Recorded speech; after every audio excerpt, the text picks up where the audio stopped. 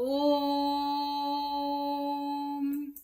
भूमिर्भूम्नाद्योर्वरेणान्तरिक्षं महित्वा उपस्थेते दैव्यदिते अग्निमन्नाद्मन्नाद्यायादधे आयङ्गोः पृश्निनक्रमीदसनन्मातरं पुनः पितरं च प्रयन्सुवः त्रिगुंशद्धाम विराजति वाक्पतङ्गाय शिश्रिये प्रत्यस्य वहद्युभिः अस्य प्राणादपानत्यन्तश्चरति रोचना व्यख्यन्महिषस्सुवः यत्वा क्रुद्धः परो वपमन्युना यदवर्तया सुकल्पमग्ने तत तव पुनस्तोद्दीपयामसि यत्ते मन्युपरोक्तस्य पृथिवीमनुदध्वसे आदित्या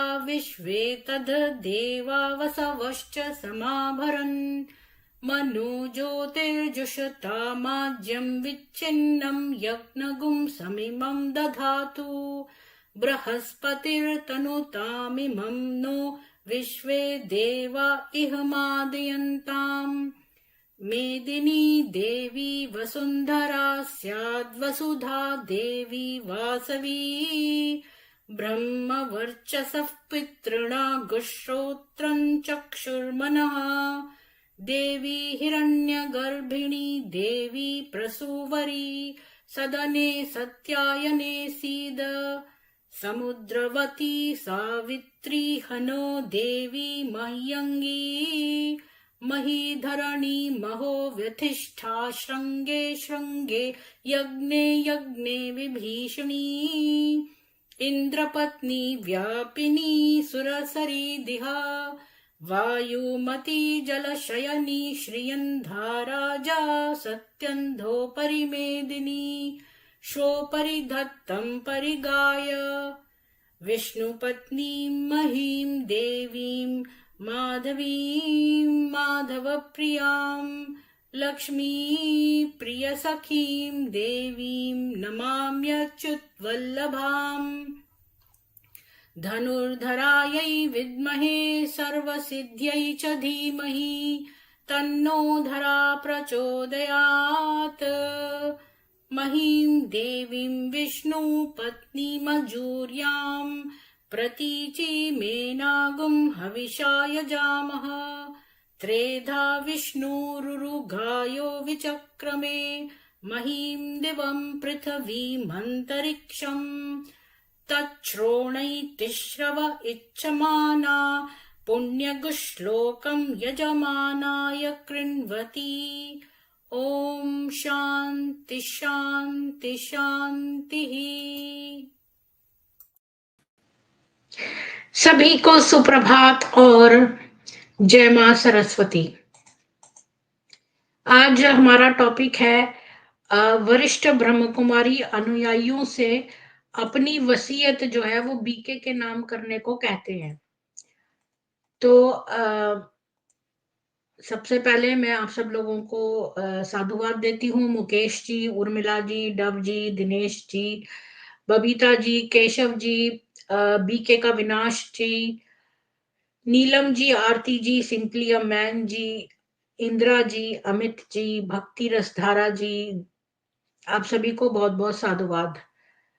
तो ये लोग जो हैं खुलेआम बोलती है कि आप अपनी विल जो है हमारे नाम कर दो, यानी कि अगर कोई व्यक्ति है वो अपने बच्चों को ना दे।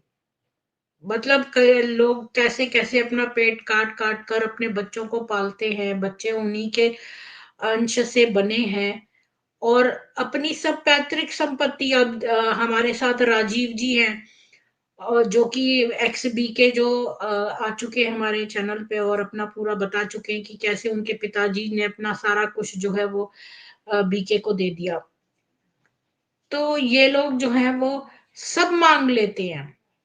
मतलब इनके अंदर ये तमीज नहीं है कि कुछ बच्चों के लिए भी छोड़ दें। पूरी वसीयत खुले आम बोल रहे हैं। और अब बताइए, जो इतने सारे यहाँ पर बीके बैठे हैं वो हमेशा कहते हैं कि भाई हम तो कुछ मांगते नहीं है, लोग अपने मन से देते हैं। ये कितनी झूठ बात है, क्योंकि ये लोग खूब माँगते हैं। सबसे पहले तो मैं एक इनवाइट भेज देती हूँ और उसको पिन कमेंट में डाल देती हूँ। रमेश जी, आपको भी साधुवाद।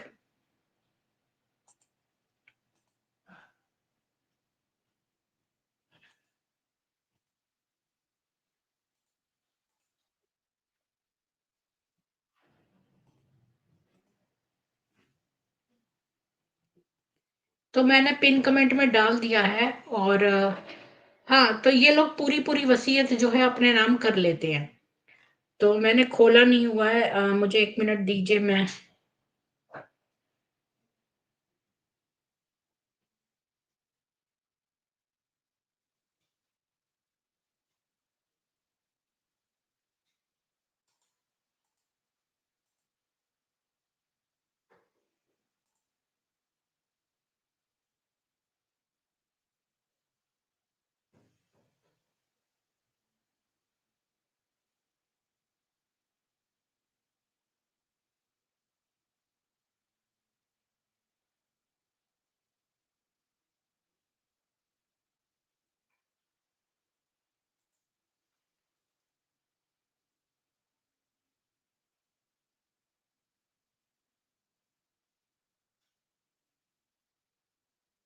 आपको पता है दादी जानकी ने एक बहुत बड़ा मॉल खरीदा है मैंगलोर में?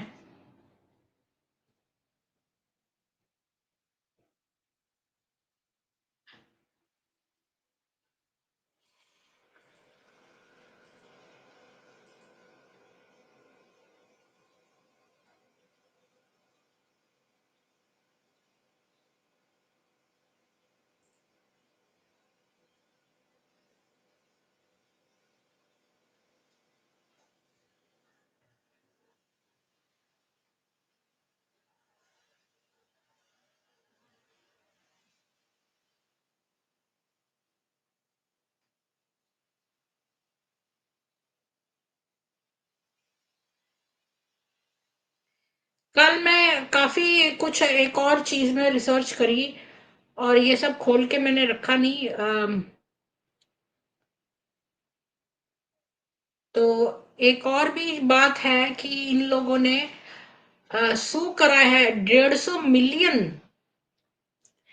हाँ, ये मेरे ख्याल में ये वाला है। इतना सारा है इनके बारे में कि कहाँ तक बात करें। वैसे खाली ये अकेले नहीं है, ऐसे कई कल्ट्स हैं जो ऐसी इसी तरह से ऑपरेट करते हैं। तो वैसे तो मैं दे देती हूँ लोगों को, जो है अपने आप ही जुड़ना चाहिए। पता नहीं वो क्यों एक्सपेक्ट करते हैं कि मैं सबको जो है वो भेजूं इंडिविजुअली उनके उस पर।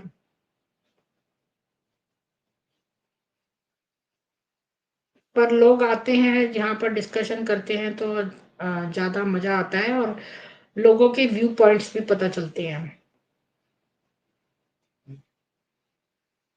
तो एक तो मैं अजय जी को भेज देती हूँ और मैं एक सरल जी को दे देती हूँ, क्योंकि ये लोग बहुत आके बताते हैं। और सपना जी भी आती थी पहले पर अब आती नहीं है, फिर भी भेज देती हूँ। देख लेती हूँ, आ गई तो आ गई। तो वैसे तो आज सैटरडे है, आज तो लोग जी राम राम महाजन जी, आप का बहुत स्वागत है। ऊपर आप कमेंट्स में सबसे ऊपर जाइए, मैंने ऑलरेडी लिंक शेयर कर दिया है। लिंक शेयर्ड है, आप पिन कमेंट में पड़ा हुआ है। आप सबसे ऊपर जाएंगे तो शायद काले में या नीले में आपको दिखेगा अलग से। अगर आपको नहीं दिखेगा तो आप बताना, तो मैं एक बार और नीचे दे दूंगी। पिन कमेंट में डाला हुआ है, आप मिस नहीं कर सकते। तो आज हम मैं बात करती हूँ कि ये वरिष्ठ, यानी कि जो दादियां हैं, वो अपने अनुयायियों से कह रही हैं कि आप अपनी वसीयत हमारे नाम कर दो। दिनेश जी, राम राम महाजन जी, बाला साहेब जी, नीलम जी, वीना जी, आप सभी का स्वागत है। तो मैं आप लोगों के साथ शेयर करती हूँ। चक्रवर्ती ब्लॉग्स जी और मूछों वाले सिंधी बाबा आपका भी बहुत स्वागत है। तो मैं आपके साथ शेयर करती हूँ। तो ये है उसका इंग्लिश में, और मैंने इसको हिंदी में कर दिया है सेम चीज को। जहां विल है, तो देखिए दादी जानकी का ये है, ये शायद मैं और भी बड़ा कर सकूं। हाँ, दादी जानकी है ये। कृपलानी, ये कृपलानी से रिलेटेड है। 6 दिसंबर 2006 को पोस्ट किया गया फंड रेजर जो जानकी है कृपलानी, केंद्र पर बंधक का भुगतान कौन करता है? इसका क्या मतलब है? अच्छा, मतलब बंधक नहीं, मॉर्गेज कौन कौन देता है सेंटर पर? तो अनुयायियों को पूरी तरह से अपने पक्ष में विल्स लिखने की बीकेडब्ल्यूएसयू की आदत का मुद्दा उठाया जाना चाहिए। राजयोग केंद्रों से प्रश्न पूछा जाता है, लेकिन वास्तव में कानूनी मालिक कौन है? स्पष्ट करने के लिए यह बीके राजयोग केंद्र को व्यक्तियों के नाम पर बंधक, बंधक का क्या मतलब है? अम, अच्छा, ओ, तो ये क्या करते हैं कि प्रॉपर्टी को ट्रस्ट के नाम नहीं करते, बल्कि इंडिविजुअल्स के नाम पे कर देते हैं मॉर्गेज। वो इंडिविजुअल्स फिर विल जो है एंटायरली बीकेडब्ल्यूएसयू के फेवर में कर देते हैं। ये लो, ये तो और भी तेज निकले। पता है क्या मतलब है इसका? सरल जी, आपको स्वागत है, आप शुरू में ही आ गए, अच्छा हुआ, क्योंकि ये सारा रिपीट करना मेरे बस का नहीं था, क्योंकि ये है तो छोटा सा टॉपिक, लेकिन ये क्या करते हैं, अब आप इसका अर्थ देखिए। कोई लाइन जी जुड़ना चाहते हैं, लेकिन वो डिवाइस नॉट कनेक्टेड है, सेटिंग्स चेक कर लीजिए। तो ये क्या कह रहे हैं कि राजयोग में ये लोग केंद्रों में मॉर्गेज जो है वो ट्रस्ट के नाम नहीं लिया जाता, बल्कि जो to clarify, this was to highlight the method of having BK Raj Yog Center mortgages or properties in the name of individuals and not any trust। यानी ये लोगों के नाम पर मॉर्गेज कर देते हैं कि भाई तुम्हारे नाम का मॉर्गेज है, अब तुम मॉर्गेज भरते फिरो। तो ये फिर बंदे अपनी सारी वसीयत बीकेडब्ल्यूएसयू के नाम पे लिख देते हैं। An insured mortgage when the payee dies, क्योंकि उसकी मॉर्गेज जो है उसके ऊपर इंश्योरेंस है। तो जब वो पेई मर जाता है, यानी वो बंदा पे कर रहा है राजयोग सेंटर का पैसा, is cleared, leaving clear title of the property, which would then fall not to the individual's family but to BKWSU without tax। तो जब वो बंदा मर गया, मान लो जैसे एक्स वाई जेड कोई कोई आए, मान लो ये, मान लो सरल जी आप गए और आपने जो है अपना बीके ने क्या किया, राजयोग सेंटर ने, उन्होंने अपना सारा सेंटर का बनाया, तो उसका मॉर्गेज लिया होगा, लोन लेके बनाया। तो लोन जो है वो किसी ट्रस्ट के नाम पर न करके सरल जी के नाम पर लोन लिया है, समझे आप? सरल जी के नाम पर लोन लिया, और फिर जब मतलब सरल जी की जगह कोई और नाम रख लो, कि कोई कोई मिस्टर एक्स वाई जेड है, उनके नाम लिया। अब वो मिस्टर एक्स वाई जेड की मृत्यु अगर हो गई, तो फिर एक्स वाई जेड की फैमिली को नहीं मिलेगा वो पैसा, बल्कि वो बीकेडब्ल्यूएसयू के नाम हो जाएगा। और बंदे एक्स वाई जेड ने जब वो लोन लिया, तो उसका जो पूरी वसीयत है वो उसमें डाल दी लोन देने में, और बीच में अगर वो मर गया तो उसकी फैमिली को नहीं जाएगा, बल्कि वो जो है जाएगा बीकेडब्ल्यूएसयू को। अभी पूरा इनका खत्म। सोचिए ना, इनका लीगल डिपार्टमेंट कितना स्ट्रांग होगा, ये सब अरे चीजें करना इजी नहीं है। अरे अरे सरल जी, आपको पता है कुछ समय पहले मैंने एक स्ट्रीम करी थी, उसमें वो बंदा पायलट था, अभी उसकी लाश, मतलब वो 6 महीने खाली बीकेडब्ल्यू में गया, इसके बाद उसने शादी भी कर ली, मतलब वो फियांसे थी उसकी, और वो मतलब बीके में जाने के बाद उसने करा है, यानी कि वो बीके के रूल्स फॉलो नहीं करता, लेकिन इन्होंने कहा अरे एरिक तो हमारे बीके का बंदा है, ऐसे ले उड़े ये। और वो बेचारा पायलट था, उसकी फियांसे भी पायलट थी, दोनों प्लेन क्रैश हो गया उनका। तो इनके बंदे वहां पहुंच गए, उनकी बॉडी की शिनाख्त भी नहीं हुई कि इन्होंने कहा कि उसने तो अपनी पूरी एस्टेट हमारे नाम लिखवा दी है। ऐसे है हद ये। है देखो। यानी मतलब अभी इतने मैं वो लोग थोड़ा-सा अप टू और डेट पढ़ रहते हैं। देती हूँ, बस इतना सा और है फिर ये खत्म हो जाएगा। ये बहुत छोटा-सा ही पैराग्राफ है पूरा। तो ये कह रहा है जब बीमित मॉर्टगेजी जब दाता की मृत्यु हो जाए तो संपत्ति का स्पष्ट शीर्षक छोड़ दिया जाता है, मतलब फ्री हो जाती है और व्यक्ति के परिवार के लिए नहीं बल्कि बीकेडब्ल्यूएसयू के पास चली जाएगी। बीकेडब्ल्यूएसयू अनुयायियों से पूरी तरह से अपने पक्ष में विल्स पर हस्ताक्षर करने का अनुरोध करने की आदत में रहा है और इसे वरिष्ठ बहनों द्वारा अपने शास्त्र वर्गों में प्रोत्साहित किया जाता है। शास्त्र वर्गों में मतलब अ, ये कह रहे हैं कि स्क्रिप्चर क्लासेस में, मतलब ये जो क्लासें लगाती हैं दादियां, उसमें ये बोलती हैं सबको कि स्टूडेंट्स को कि आप ऐसा करिए कि अपनी पूरी विल जो है हमारे नाम कर दीजिए। ये विल्स जो है वो सेंटर अपने पास रखता है या फिर जोन का हेडक्वार्टर अपने पास रखता है सबकी वसीयतों को। अगर वो बीके छोड़ जाए तब भी उनके पास ही रहती हैं इनकी विल। तो मतलब ऐसा नहीं है कि तुम बीके छोड़ गए तो तुम्हारा पैसा तुमको दे दिया। कुछ केसेस में जो है अनुयायियों को कॉपी भी नहीं देते इन विल्स की, जबकि उनको मल्टीपल रिक्वेस्ट किया गया कि एक कॉपी हमारी विल की हमें भी तो दो, तो वो नहीं देते। और अनुयायियों के लिए ये एक चिन्ह है उनके फेथ और कमिटमेंट का, जो कि इनका गॉड मुरली का रेगुलर बेसिस पर बोलता है, एनकरेज करता है।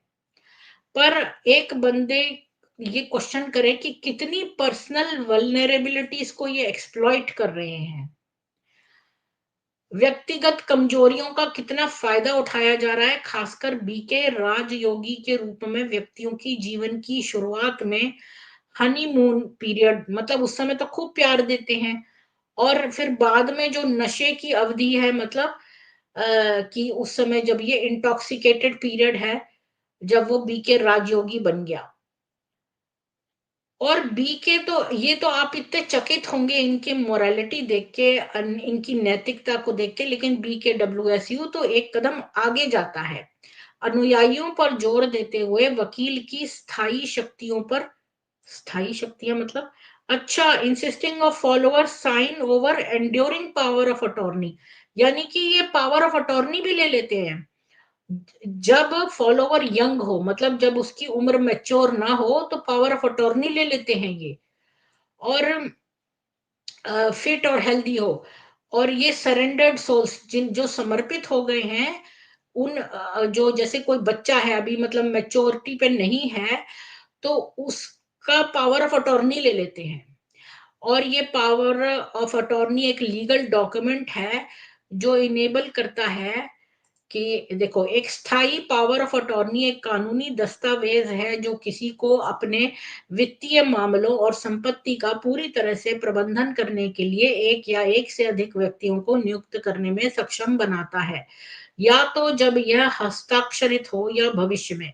यह एक बहुत शक्तिशाली कानूनी दस्तावेज है जो आमतौर पर उन मामलों में उपयोग किया जाता है जहां विषय मानसिक और शारीरिक रूप से अयोग्य है और उनके मामलों का प्रबंधन करने और उनके जीवन निर्णय लेने के लिए एक और जिम्मेदार पार्टियों की आवश्यकता होती है।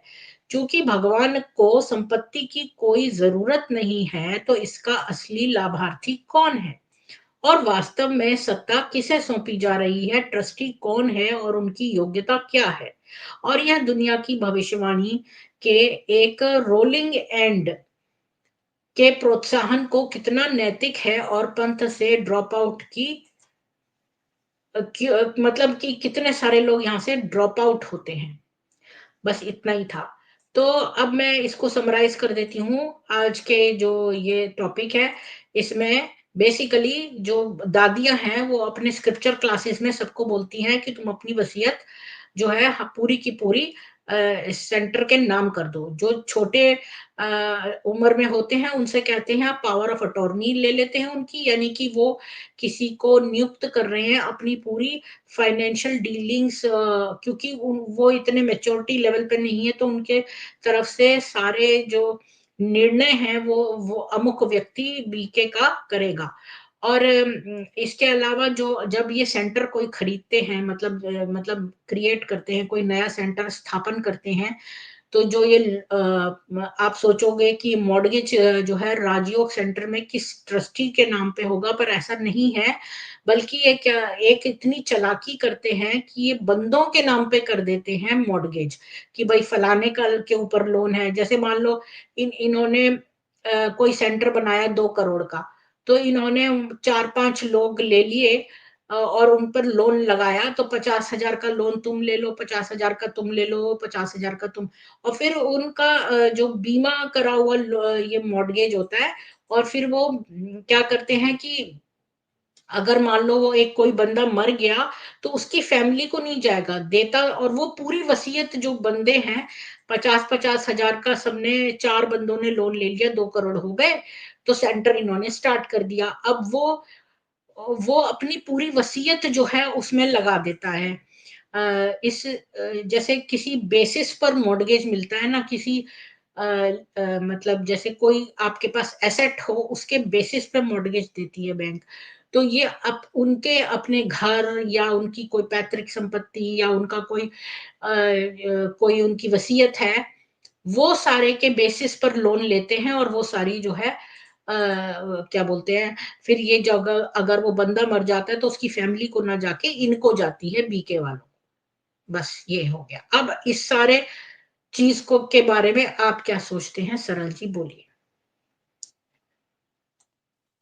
ये तो बहुत ही डेंजरस है। ये बताता है कि ये लोग इतने, इनका लीगल जो लोग इनसे जुड़े हैं वो इतने इतने चालाक है कि इनको ये भी बताते हैं कि आप संस्था का नाम कहीं पे मत डालो, ठीक है? अगर कुछ गलत भी होता है इन फ्यूचर तो आप लोग इसमें आओगे नहीं। जी लास्ट टाइम कैसे बताया था कि भाई हमने तो कुछ बोला नहीं, इन्होंने ही हमें दिया, या सेंटर ने खुद ही कुछ किया है। तो सोचिए कि ये लोग सेंटर या इनकी संस्था का नाम भी कहीं पे ना आए, उसके लिए उनके जो लीगल एडवाइजर है इतनी हद तक उनको बोला हुआ है कि भाई सेंटर भी अपने नाम में मत रखो। सरल जी, लोग ट्रस्टी एक रखते हैं, और ट्रस्ट जो है वो लुक आफ्टर करती, पर इन लोगों ने कोई ट्रस्ट नहीं बनाया।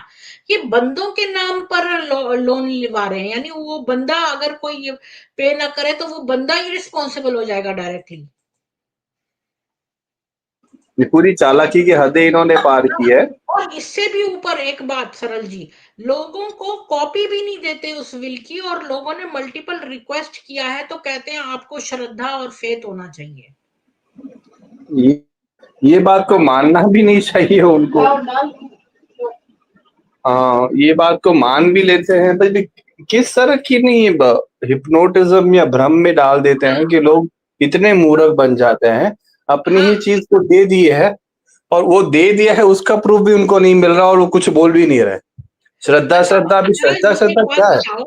एक बात बताओ कि एक मल्टी मिलियनेयर, पहले तो मैं इनका पढ़ दूं। दिनेश जी कह रहे हैं एक भाई ने प्लॉट देने का बोला था, फिर मुकर गया, उसको बड़ी दीदी ने कुछ कुछ बोला, डर के मारे 1,000 वर्ग फीट का प्लॉट दे दिया। ये लोग आपकी प्राइवेट चीजें जो रहती हैं, प्राइवेट लाइफ की जो हाँ, चीजें रहती है, यानी वो तक को ये लोग नो अपने पास रखते हैं, जिससे जो बोल दिया ना वो भाई भाई को और वो दे दिया। क्यों? क्योंकि बहुत प्राइवेट चीज उसकी जो होगी, इन्होंने पता चल गई होगी, तो उसकी धमकी दे दी होगी इसको। हम्म। साम दाम दंड अच्छा, भेद। एक बात बताइए सरल जी, आपको लगता है एक एक मल्टी मिलियनेयर का इकलौता बेटा, मल्टी मिलियनेयर का इकलौता पायलट बेटा, वो 6 महीने गया जो है ब्रह्म कुमारी में, और वो अपनी एस्टेट इनके नाम लिख दी, और इसके बाद तो वो शादी भी कर रहा है, सब कुछ कर रहा है, मतलब उसको कोई बीके के रूल्स नहीं फॉलो करने हैं। वो कोई बीके में बीके नहीं बन गया, क्योंकि उसने तो उनके उपदेश ही नहीं माने।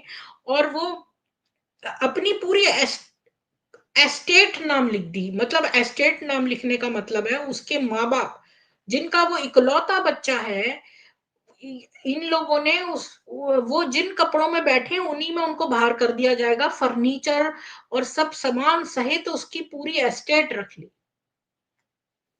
यानी लॉ की हर एक चीज इनको पता है। यानी आप इनसे लड़ने का अगर सोच भी रहे हैं ना, तो इनसे और ज्यादा युक्ति से लड़ना पड़ता है, क्योंकि इन्होंने अपने नाम को कहीं रखा ही नहीं है, और जब अच्छा, लेना है। भगवान को पैसों की क्या जरूरत है, तो ये पैसे बेतहाशा मांगते जा रहे हैं। ये पता है, एक प्रेतों की और पिशाचों की एक रहती है कि उनकी उनका शरीर नहीं रहता है, नहीं उनकी दुनिया रहती है। ये भूखे रहते हैं, और भूखे उनको वो जो इच्छाएं जो रहती है वो पूर्ति करने के लिए उसी कोई सीमा रहेगी नहीं। इसे पूर्ति करने के लिए ये इंसानों के द्वारा वो पूर्ति करते हैं, और यही इनका तरीका है। इसीलिए दे आर प्रेत, और इनकी इच्छा, इनके लिए पैसा कितना, उनकी लिमिट ही नहीं है। असंतोषी रहती है, और हमें इसीलिए आत्मा जो प्रेत बोलते हैं, प्रेत हम हमेशा ही भटकते रहते हैं। तो ये भटकने वाले लोग हैं, इनको कितना भी दो ना, पूरी दुनिया का पैसा भी इनको मिल जाए ना, तो भी ये लोग भूखे रहेंगे। गुलजार दादी बाबा का रथ था तो उनको रोग क्यों हुआ? ये लोग बहुत नीच प्रकृति के हैं। एक बात बताओ, ये एक शिवलिंग से शादी कराते हैं। एक तो ये अगर शिव निराकार है तो उनसे शादी कैसे हो सकती है शिवलिंग से? है इनकी ही बातें ये खुद ही काटते हैं। अब ये शिवलिंग से शादी कर देते हैं तो कहते हैं भगवान तुम्हारा हस्बैंड है। एक तरफ कहते हैं हम बाबा के बच्चे हैं, मतलब बच्चे भी हो तुम और पति भी हो, मतलब तुम पिता इसी भी हो और पत्नी भी हो। तो इसीलिए पहले इसीलिए ना, सुनो इसीलिए सरल जी, इन्होंने पहले इसीलिए नाम रखा अपना प्रजापिता, फिर कर दिया उसका प्रजापति, यानी कि पिता ही पति है। इसीलिए तो बाप दादा बोलते हैं, बाप भी वो दादा भी वो। नहीं, बाप दादा इसलिए बोलते हैं सरल जी कि बाप तो ब्रह्मा है, और शिव जो है वो दादा है, मतलब शिव के भी है उसके अंदर, और ब्रह्मा भी है, तो बाप भी है दादा भी है। नहीं मैम, बाप जो है वो शिव बाबा है, और दादा बूढ़े शरीर में आते हैं, इसलिए दादा है ब्रह्मा। ऐसा है इनका इंटरप्रिटेशन। अच्छा, हाँ, तो ये यही होगा, तो मतलब ये है। तो ये कितनी मतलब नीचता है इनकी। ईश्वर को तो पैसा नहीं चाहिए, पर इनको बहुत कुछ चाहिए। इनको पूरी विल आप अपने नाम रखवा दीजिए, जरूर ये वशीकरण करते हैं। और पता है, वशीकरण में तो आपको सजेशन नहीं देना चाहिए, लेकिन ये लोग डालते होंगे सबकॉन्शियस माइंड में कि तुम्हें जायदाद देनी है बीके को, ऐसा कुछ बोलते होंगे। सबकॉन्शियस माइंड में चला जाता है लोगों के, और वो कर देते हैं ऐसा। फिर और मान कुछ कि वो कुछ सारे लोग सिद्धियां भी रहती हैं, कुछ सिद्धियां भी रहती है। आपको क्या लगता है मुसलमान लोगों को नहीं पता है? उनको भी तंत्र मंत्र सब पता रहता है, हाँ, वो और तो वो है लोग ही। भी इसका यूज करते हैं।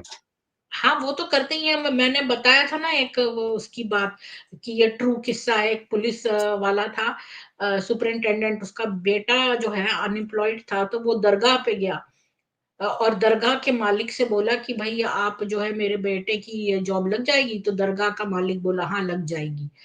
तो फिर इसके बाद वो बड़ा खुश हुआ, तो उसने कहा आपका बेटा क्या करता है? तो दरगाह का मालिक बोला कि ये बेरोजगार है। तो उसने कहा भाई आप सबका जो है लगा रहे हो, तो आप अपने बेटे का क्यों नहीं करवा लेते? तो कहता नहीं साहब, बात यह है हमारे दरगाह पर जैसे जिन्नात रहते हैं, तो जैसे 2 या 4, आपकी समस्या अगर बड़ी है तो 4-5 जाएँगे जिन्नात, अगर छोटी है तो 1-2 जिन्नात जाएँगे और आपका कार्य पूरा कर देंगे। और फिर जब आप मरोगे तो आपको घसीट के ले जाएँगे, और फिर आप भी उन उसी जिन्नात की टोली में होगे, और फिर आप भी जब जो लोग दरगाह पे आके माँगेंगे तो उनके वही कार्य पूरे करोगे। तो ये यही है। तो इसीलिए हाँ, जो क्या बोलते हैं, वो दरगाह का मालिक खुद अपने बेटे की जॉब नहीं लगवा रहा था। उसने कहा मैंने तो भुगत लिया, मैं नहीं चाहता कि मेरा बेटा इस जंजाल में आ जाए। हमारे में भी जो बोलते हैं ना कि लोअर लोअर डेटीज, तो ये लोअर डेटीज के ही प्रकार है। ये जिन्नात भूत पिशाच हैं। हाँ, और तो वो वही उसी कैटेगरी में आते हैं। तो ये लोग क्या करते हैं, आपकी सभी भौतिक इच्छाओं की सीमाओं को पार करवा के आपको सब कुछ दे देंगे, लेकिन आपकी स्पिरिचुअल एनर्जी या ह्यूमन एनर्जी जिसे बोलते हैं, उसको वो चूज लेते हैं। उसके लिए ही ये लोग, क्योंकि इसके बिना वो लोग, ये लोग सब कुछ भी एक्सपीरियंस नहीं कर पाते दुनिया में, उनको वो एक्सपीरियंस करना है। अच्छा, जिसको पिता बोल रहे हैं उसी को पति बोल रहे हैं, कितनी बेशर्मी है ये बात।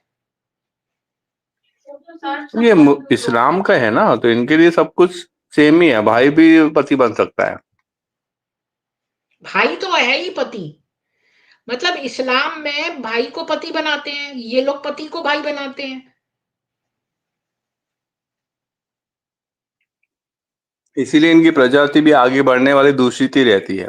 कभी वो लोग इंटेलेक्चुअली या ह्यूमन उनका प्रगति इंटेलेक्ट का कभी नहीं कोई होती। काम नहीं है, इनको चाकर चाहिए जो अच्छी सेवा करें और दिमाग के ज्यादा ना हो, मतलब दिमाग वाले नहीं चाहिए इनको, दिमाग नहीं, दिमाग का क्या काम, अकल में दखल नहीं चाहिए।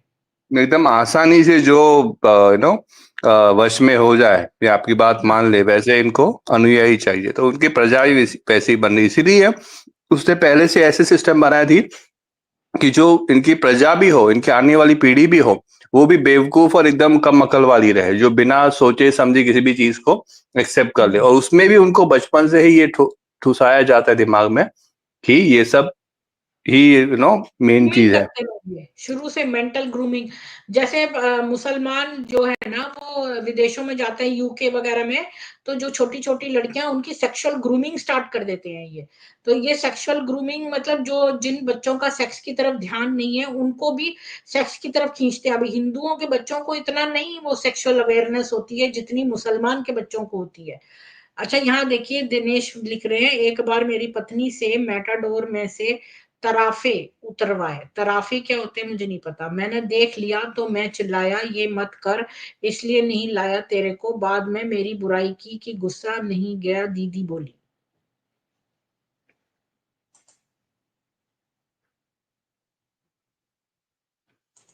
रेपिस्ट और जिन्न प्रेत को पूजने वाले को कहां से शांति मिलेगी, इसलिए अपनी तसल्ली के लिए ओम शांति कहते फिरते हैं। ओम शांति शांति शांति तो हमारे हर मंत्र के बाद दिया होता है, ओम शांति शांति शांति, तो इन्होंने वहीं से चुराया। इनका कुछ भी बस अपना नहीं है, इनका कुछ भी अपना नहीं है, सब कुछ चुराया हुआ है।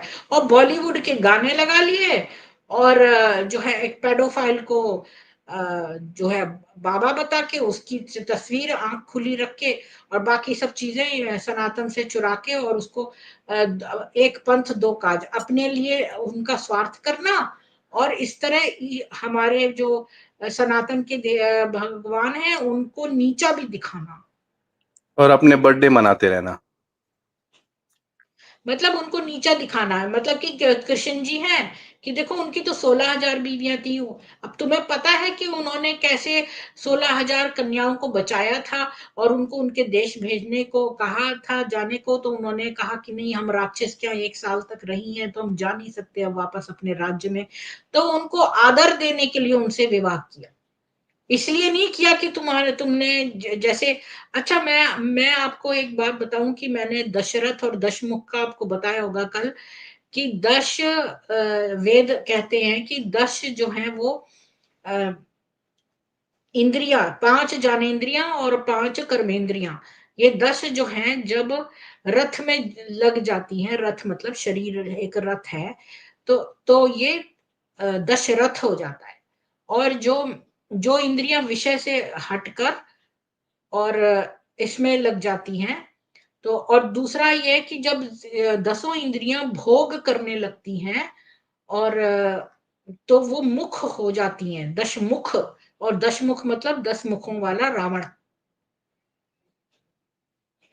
तो ये लोग रावण रावण बहुत करते हैं ना, तो ये खुद ही तो रावण है, इनकी इंद्रियां भोग ही कर रही हैं, ये सब भोग में रहते हैं।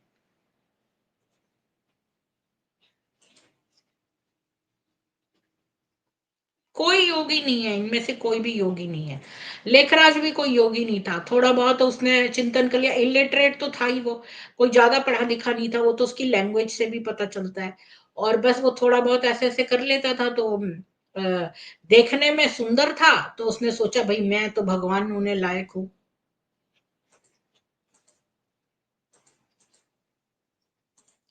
खैर, तो बस आज इतने ही पे बात करनी थी कि ये लोग पूरी वसीयत अपने नाम लिखवा लेते हैं, और ऐसा पॉसिबल नहीं है कि लोग अपनी मर्जी से जो है करते हो, ये वशीकरण करके करते हैं डेफिनेटली।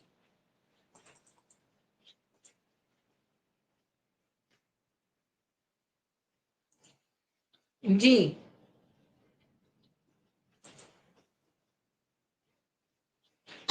इनकी भूख कभी खत्म नहीं होगी। हम कितनी भी बातें करें, लोगों को उठना होगा कि मूर्खता छोड़ दो, थोड़ा दिमाग लगाओ।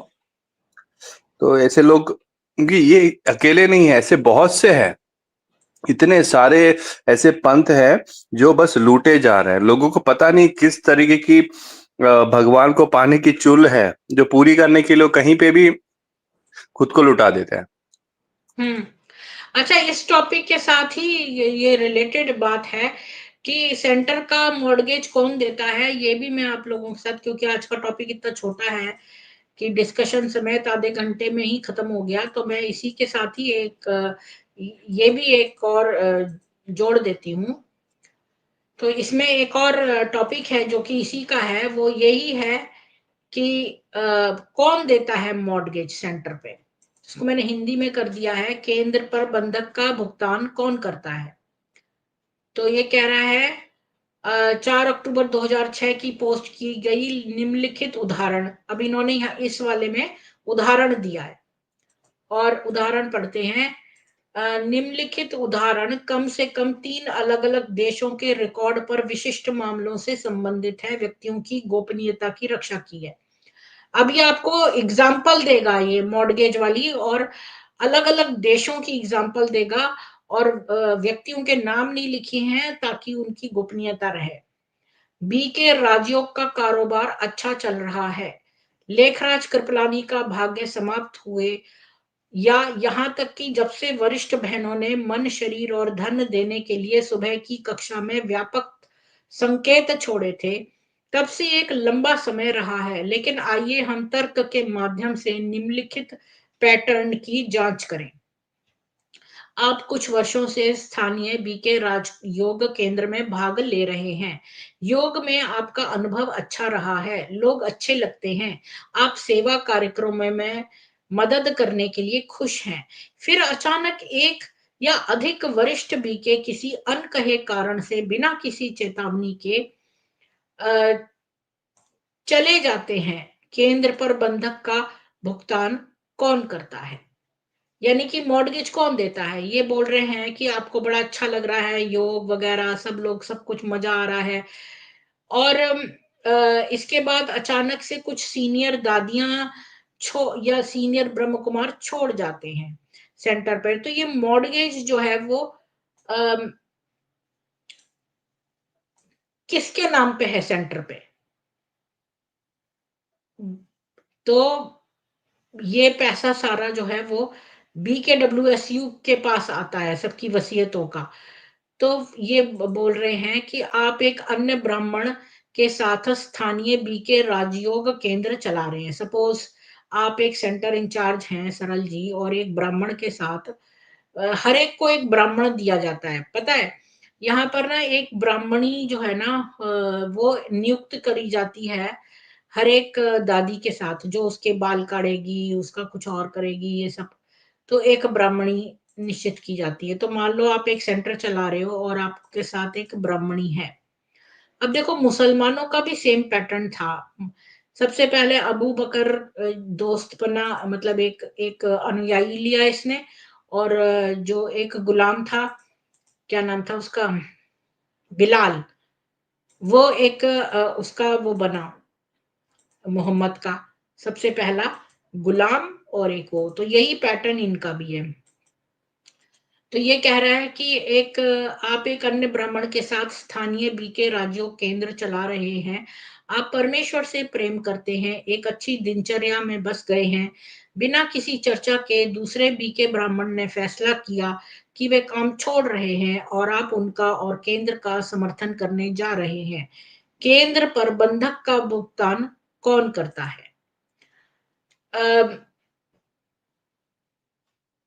अब आपका जो ब्राह्मण है वो चला जाता है जो है छोड़कर, तो अब आपको कौन सपोर्ट करेगा सेंटर में, मॉर्गेज कौन देगा सेंटर पे। तो जिसके नाम पर बंधक है BKWSU, आपने ब्राह्मण जीवन के लिए पर्याप्त तैयारी की है। पाखंड और दोहरे मापदंड आपने छोड़ने का फैसला किया है, सिवाय इसके कि जब स्थानीय राजयोग केंद्र खोला गया था तो आप एक उचित नौकरी के साथ एकमात्र थे। एक बंधक का समर्थन, बंधक मुझे समझ नहीं आता, मॉर्गेज होगा। ये बोल रहा है डबल स्टैंडर्ड है इनका कि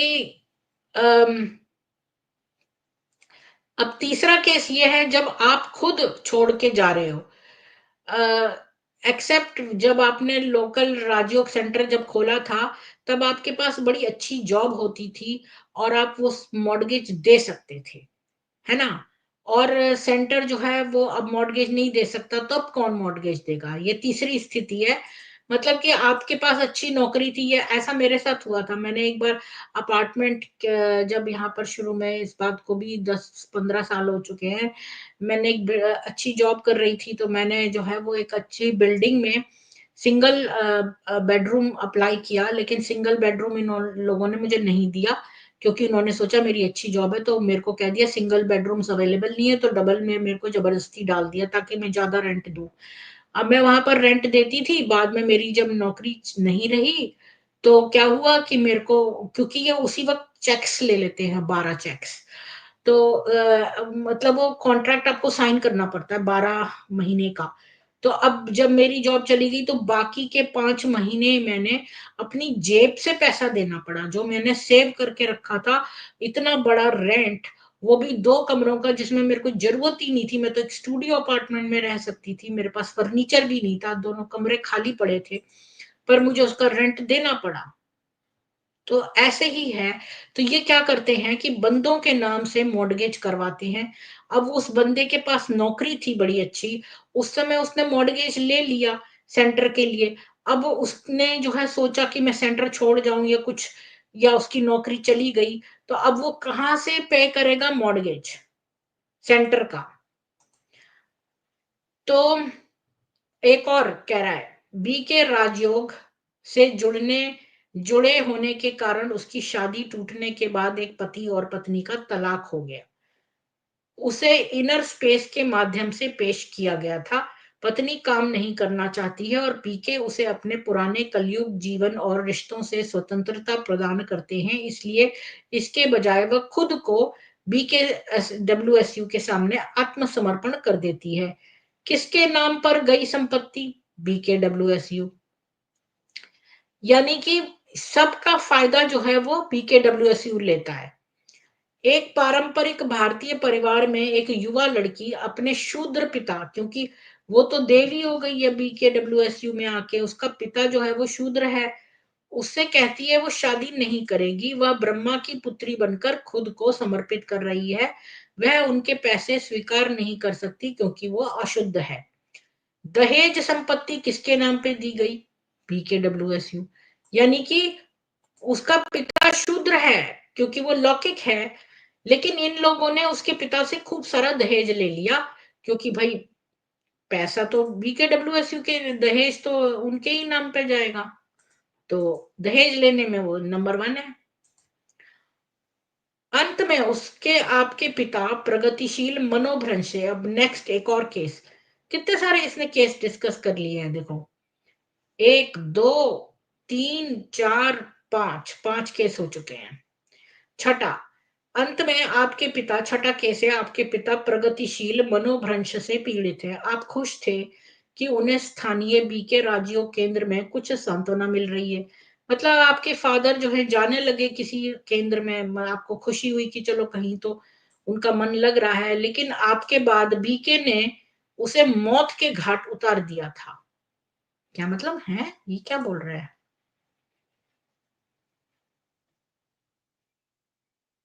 अच्छा, ये बोल रहा है आपके फादर जो है वो डिमेंशिया से सफर कर रहे हैं। मतलब कि डिमेंशिया एक बीमारी होती है भूलने की, तो मतलब जैसे बार बार कोई व्यक्ति भूल जाता है, तो आपको खुशी होती है अगर उनको कुछ सांत्वना मिलती है किसी राजयोग सेंटर में जाकर। और इसके बाद आप एक दिन पाएंगे कि बीकेस ने उनको पूरी तरह मार दिया जब उन्होंने अपना घर पूरा गिफ्ट कर दिया बीके के नाम, और ताकि उनको अच्छा बर्थ मिले अगली लाइफ में। अब आप लड़ते रहिए कोर्ट में, आपको तो सांत्वना मिली कि चलो मेरे फादर खुश हैं कहीं जाके, लेकिन उन्होंने तो अब गिफ्ट ही कर दिया पूरा मकान और सब कुछ। तो प्रॉपर्टी किसके नाम गई? BKWSU के नाम।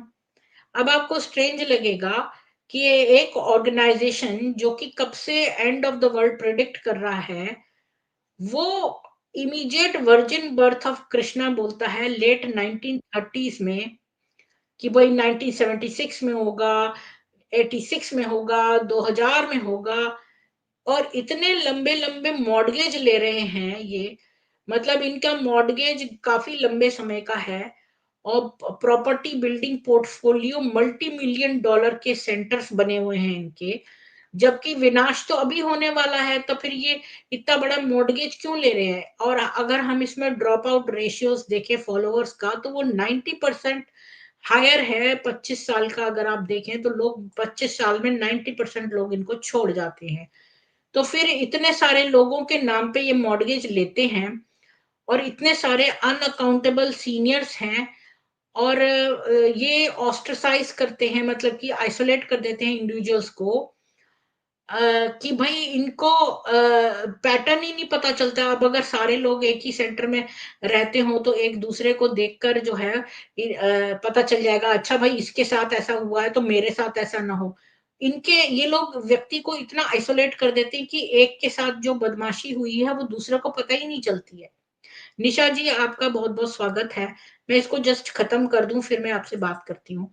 तो ये जो है कह रहे हैं कि फॉलोवर्स आते हैं चले जाते हैं, मनी डोनेट कर देते हैं ताकि उनका कर्म खत्म हो जाए और अगला जन्म उनको जो है वो बहुत अच्छा मिले, और ब्रिक्स और मोटर जो है यहीं रह जाते हैं। और हम आपको सजेस्ट करते हैं कि अब तो बहुत इनफ हो गया है, आपको बहुत मैनिपुलेट किया जा रहा है, और दादियां जो हैं अब आपसे कोई बात नहीं करेंगी, और उनके जितने भी प्रेडिक्शंस है वो सब फेल हो गए, और अब आपको एंड ऑफ द वर्ल्ड जो है वो कुछ भी नहीं दिख रहा है, और बल्कि आपके जो कर्जा है वो इतना हाई हो गया है कि अब आप वहां से निकलना चाहते हैं, तो वो क्या आपको आपका पैसा वापस देंगे? दादियां जो हैं वो प्रॉमिस करती हैं शुरू में, और कि भाई वो गॉडली वाइब्रेशन क्योर कर देंगी और ये सब, पर एडमिनिस्ट्रेशन क्या बोलता है? नो, और दादियां आपसे मिलना बंद कर देती हैं। चेटिया जी के केस में ऐसे ही हुआ था, जिस दीदी ने इतने सारे पैसे जो है बोले थे, बाद में वो दीदी ही नहीं नजर आती थी, और एडमिनिस्ट्रेशन बोल देता था नहीं नहीं। फुटबॉल की तरह ट्रीट करते हैं वो आपको। और अगर आपको लोकल राजयोग टीचर से पैसा चाहिए, तो ये नॉलेज, अच्छा हाँ, तो ये बोल रहे हैं कि पैसा किसी तरह वापस आपको निकालना चाहिए, और कह रहे हैं कि इनकी नॉलेज जो है वो एडिट करते रहते हैं ये लोग, और ये कोई एथिकल प्रैक्टिस नहीं है। इंडियन संस्कार की अगर आपको अवेयरनेस है तो क्या ये कॉन्शियस है या कोइंसिडेंटल है? और यही बात, ये 3 प्रश्न की भाई लीगल ओनर कौन है, और लोकल सेंटर्स रिलेट कैसे करते हैं नेशनल फाइनेंशियली, नेशनल लेवल पे, रीजनल और इंटरनेशनल हेडक्वार्टर में, और डोनेशन के बारे में। तो इतने सारे इन्होंने और कमेंट्स लिखे जो मैं बाद में पढ़ूंगी। निशा जी से पहले बात कर लेते हैं। आपका स्वागत है निशा जी। आज तक आपने स्ट्रीम सुनी अभी तक? जी मैम, आज का टॉपिक भी बड़ा ध्यान से और अभी पिछले 15-20 मिनट से सुन रही हूँ मैं। तो उसमें हाँ, क्वेश्चन यही आता है कि लोग ऐसे कर क्यों देते हैं? क्यों इतना वो अपनी बुद्धि का खो देते हैं? विवेक की वो सब देना शुरू हो जाते हैं, उनको पता क्यों नहीं लगता? उसके बारे में बात करना चाहूंगी मैम। नहीं, शुरू का जो आपने मिस किया था ना वो यही था कि दादियां अपने क्लासेस में बोलती हैं आप अपनी वसीयत जो है इनके नाम कर दो, और छोटे बच्चे होते हैं उनका वो पावर ऑफ अटॉर्नी दिलवा देते हैं, और ये सेंटर के नाम से मॉर्गेज नहीं लेते, लोगों के नाम से मॉर्गेज दिलवाते हैं। जैसे इनको सेंटर खोलना पड़ता है तो लोन लेते हैं, तो वो लोगों के नाम से लेते हैं। अब वो बंदा अपनी पूरी वसीयत से वो लोन चुकता करता रहता है, और इसके बाद अगर वो मर जाए तो वो पैसा जो है वो उसके बच्चों को नहीं जाएगा, बल्कि वो बीके को जाएगा। और ये लोग एक बात और करते हैं कि विल की कॉपियां भी वो लोगों को नहीं देते हैं, बल्कि कहते हैं आपके अंदर श्रद्धा और ट्रस्ट होना चाहिए, तो ये लोग रखते हैं उसको, और देते नहीं है। ये पहला पार्ट था। अब फिर इसके बाद दूसरा पार्ट मैंने अभी जो बताया वो। जी बोलिए।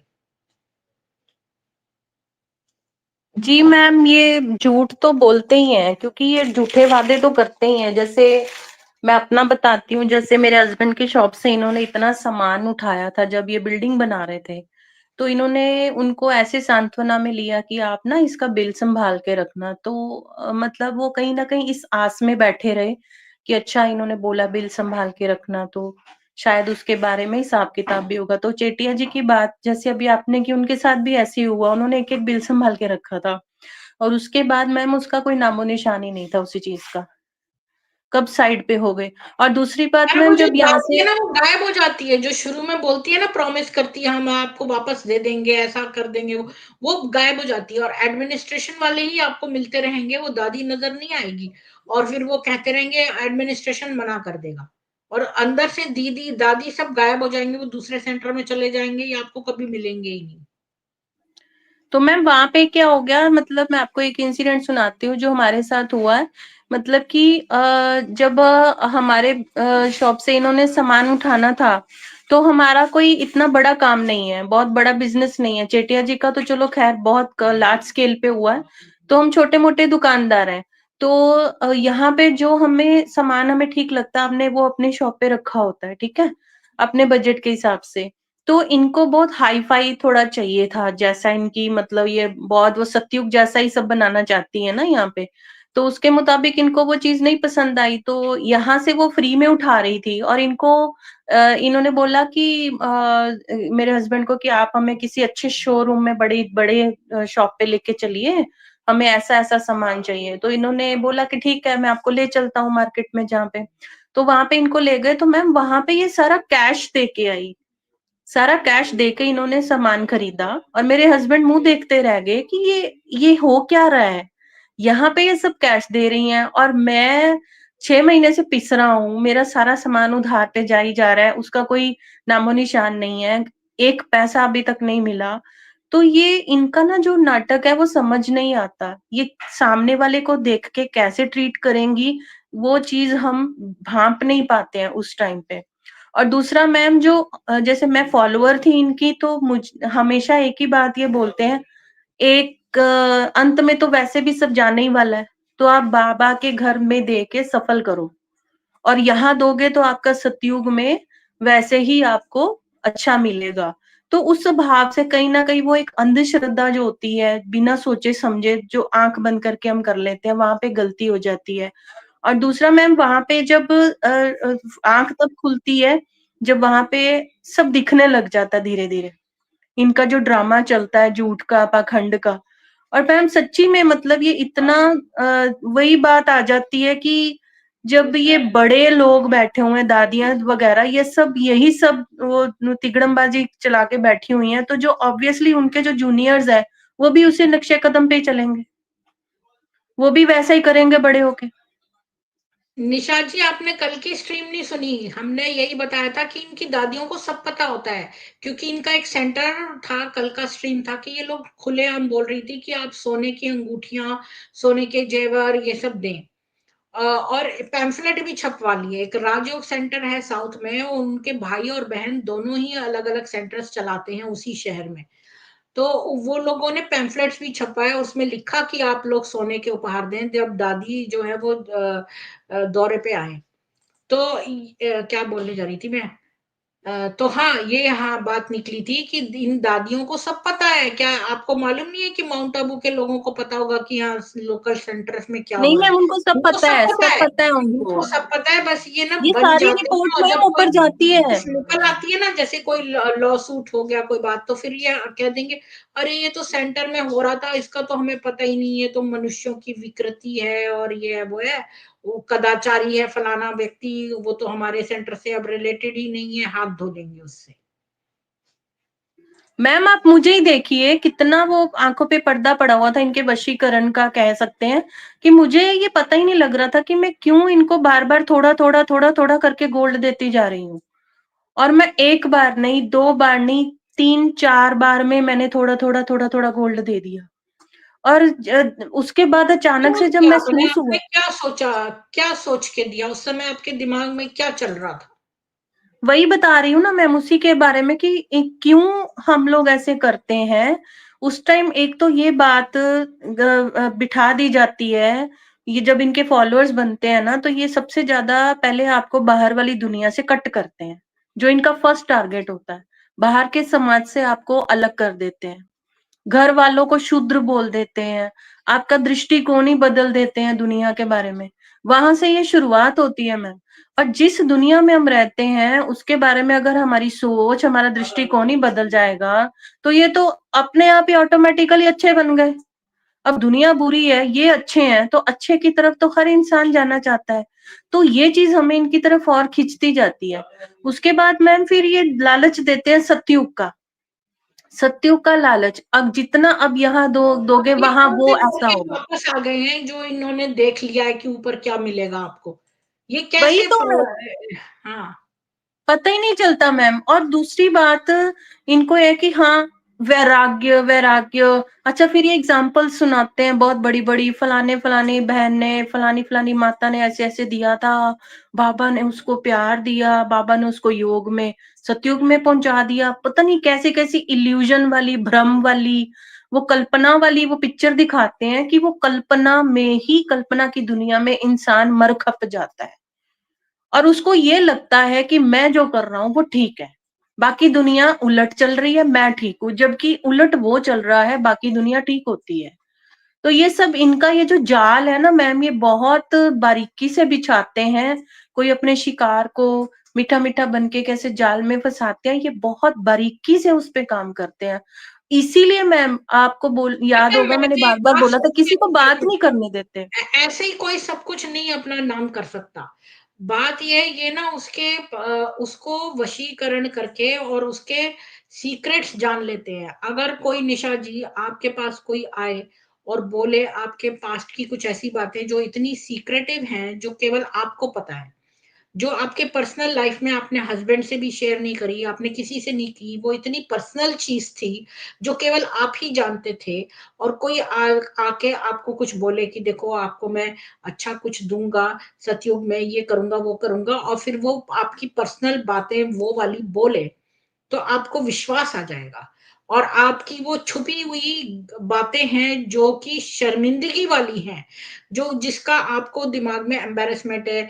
जैसे एक बूढ़ा व्यक्ति था, उसको मैं और स्वीट्स दे सकती थी, मुझे इस बात का अफसोस था कि मैंने उसको अच्छी चीजें लाके और नहीं दी, जबकि वो बेचारा इस फिराक में रहता था कि मैं कब ऑफिस से आऊं।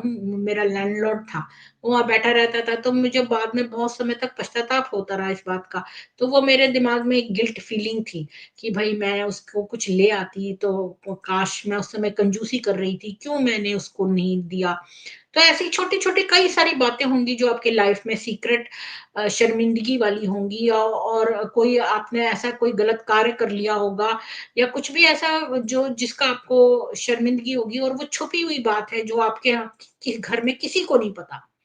वो आपको कोई आके बोल दे कि भाई देखो, आपने ऐसा ऐसा किया है और अब आपको अपने कर्म मिटाने हैं, तो आपको इतना पैसा देना चाहिए, और इससे आपका जन्म जो है सतयुग में अच्छा हो जाएगा।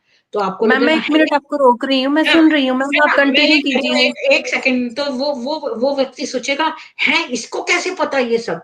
तो उसको विश्वास आ जाएगा कि ये बहुत ही अंतर्यामी व्यक्ति है, और ये जो कह रहा है ये सही है। और चूंकि उसने आपका रहस्य आपको वशीकरण करके जाना, और जब वशीकरण से बाहर आते हैं तो वो व्यक्ति को पता नहीं होता कि वो वशीकरण किया गया था उस पे।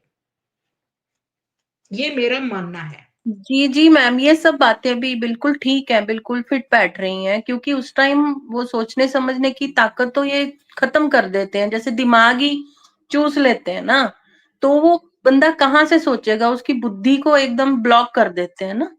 इसी वजह से ये सब धोखे होते हैं। और मैं खुद एक इंसान को जानती थी, मतलब उसके संपर्क में आने से मुझे ये बोला उसने, अरे वो इतना, वो मैम वो प्राउडली बता रहा था कि मेरे फ्रेंड ने अपनी एक कोठी उनको दे दी है, मैंने तो ये दे दिया, मैंने वो दे दिया, आपको पता है फलाने फलाने ने तो ये भी दे दिया।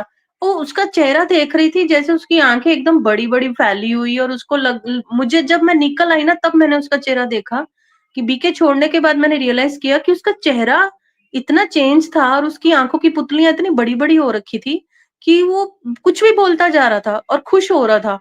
तब मुझे लगा कि ओ माय गॉड, मैं थैंक गॉड कि मैं बच गई, वो कि तो पता है ऐसी क्या, हालत आँखों में मेरी जब थी। हम ड्रॉप्स वो आँखें चेक कराने जाते हैं तो वो कुछ डॉक्टर डाल देता है ना आँख में, तो पुतलियाँ फैल जाती हैं और फिर नहीं, वो आंखें, आंखों की पुतलियां, आंखें बड़ी दिखना किसी की भी abnormally, it's indication that he is not in senses completely. वो जी, जी, क्रियाएं उस पे जी, रोज हो रही है। हिप्नोटाइज़ हुआ जैसे कोई। हाँ, या जिस पे जैसे सबसे ज्यादा किया जाता है ना ये, उसको ये हो जाती है, उसकी आंखें बड़ी। और जो ज्यादा भ्रामरी, ये लोग जो भ्रामरी प्राणायाम कराते हैं, बोलते हैं आंखें खोल के देखना है, वो उससे भी ये आंखें बड़ी हो जाती नहीं, ये जो आँख खोल के बोलते हैं ना, उससे क्या है ना, वो चित्र जो लेखराज का देख के बोलते हैं ना कि इसको देखते रहो लाल उसको, तो बाद में ना वही दिखने लगता है और वही उसी वक़्त ये कुछ हल्के फुसफुसा के बोलते हैं, वही सब एनवायरनमेंट क्रिएट हो जाता है। फिर डे टू डे लाइफ में ना ये उसको रीइन्फोर्स करते हैं। फिर है। और आप जब इसी होली की मुरली में आएँगे ना, तो धीरे से कुछ फुसफुसा के बोलेंगे, तो आपके अंदर वो ट्रिगर हो जाता है, वो टाइम। और इसी में ही सबसे इम्पोर्टेंट चीज ये लोग ये करते हैं कि कंसेंट, कंसेंट लेना, आपने कब अपना कंसेंट दिया है आपको पता ही नहीं चलता। जो कंसेंट मिलने के बाद आपसे, आपके साथ कुछ भी हो सकता है। ये हाँ, प्रॉपर्टी वॉपर्टी तो अलग की बात है, बहुत कुछ हो जाता है। और हाँ। लोग जो हमारे ग्रुप में यहाँ पे मैसेज करते रहते हैं फालतू लोग, वो लोग वैसे ही है। हाँ, और फिर ना लोगों को जब पता चलता है ना कि भई हमने तो ये पूरा अपना एस्टेट ही दे दिया, तो अब क्या करें वो, अब अगर बोलेंगे कि नहीं हमने ऐसा नहीं किया, तो वो दिखाते हैं देखो तुमने यहाँ पे साइन करे हुए हैं, तुमने ये किया है। अब अगर वो बोलेगा नहीं ये नहीं है, तो कोर्ट केस लड़ते रहो।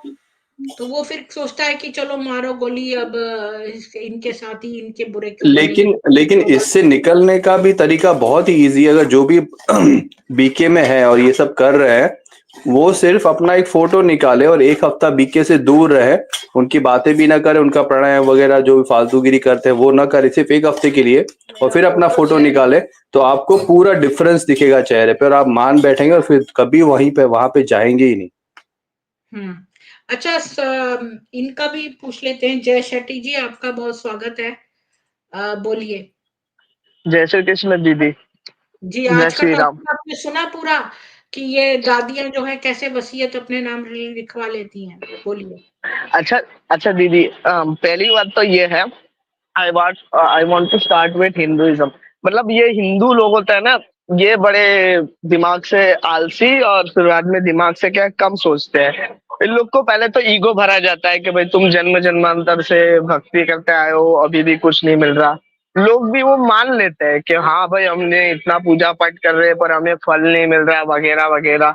इस चीज की वजह से ही ये लोग इसमें फंसते हैं। पहली बात तो यही चीज है, वो जो प्रदर्शनियां लगाई जाती है, क्रिश्चियंस लोग एक कहावत बोलते हैं, भले क्रिश्चियंस है ने, लेकिन कन्वर्सन करने के लिए क्या बोलते हैं, devil is visor then God.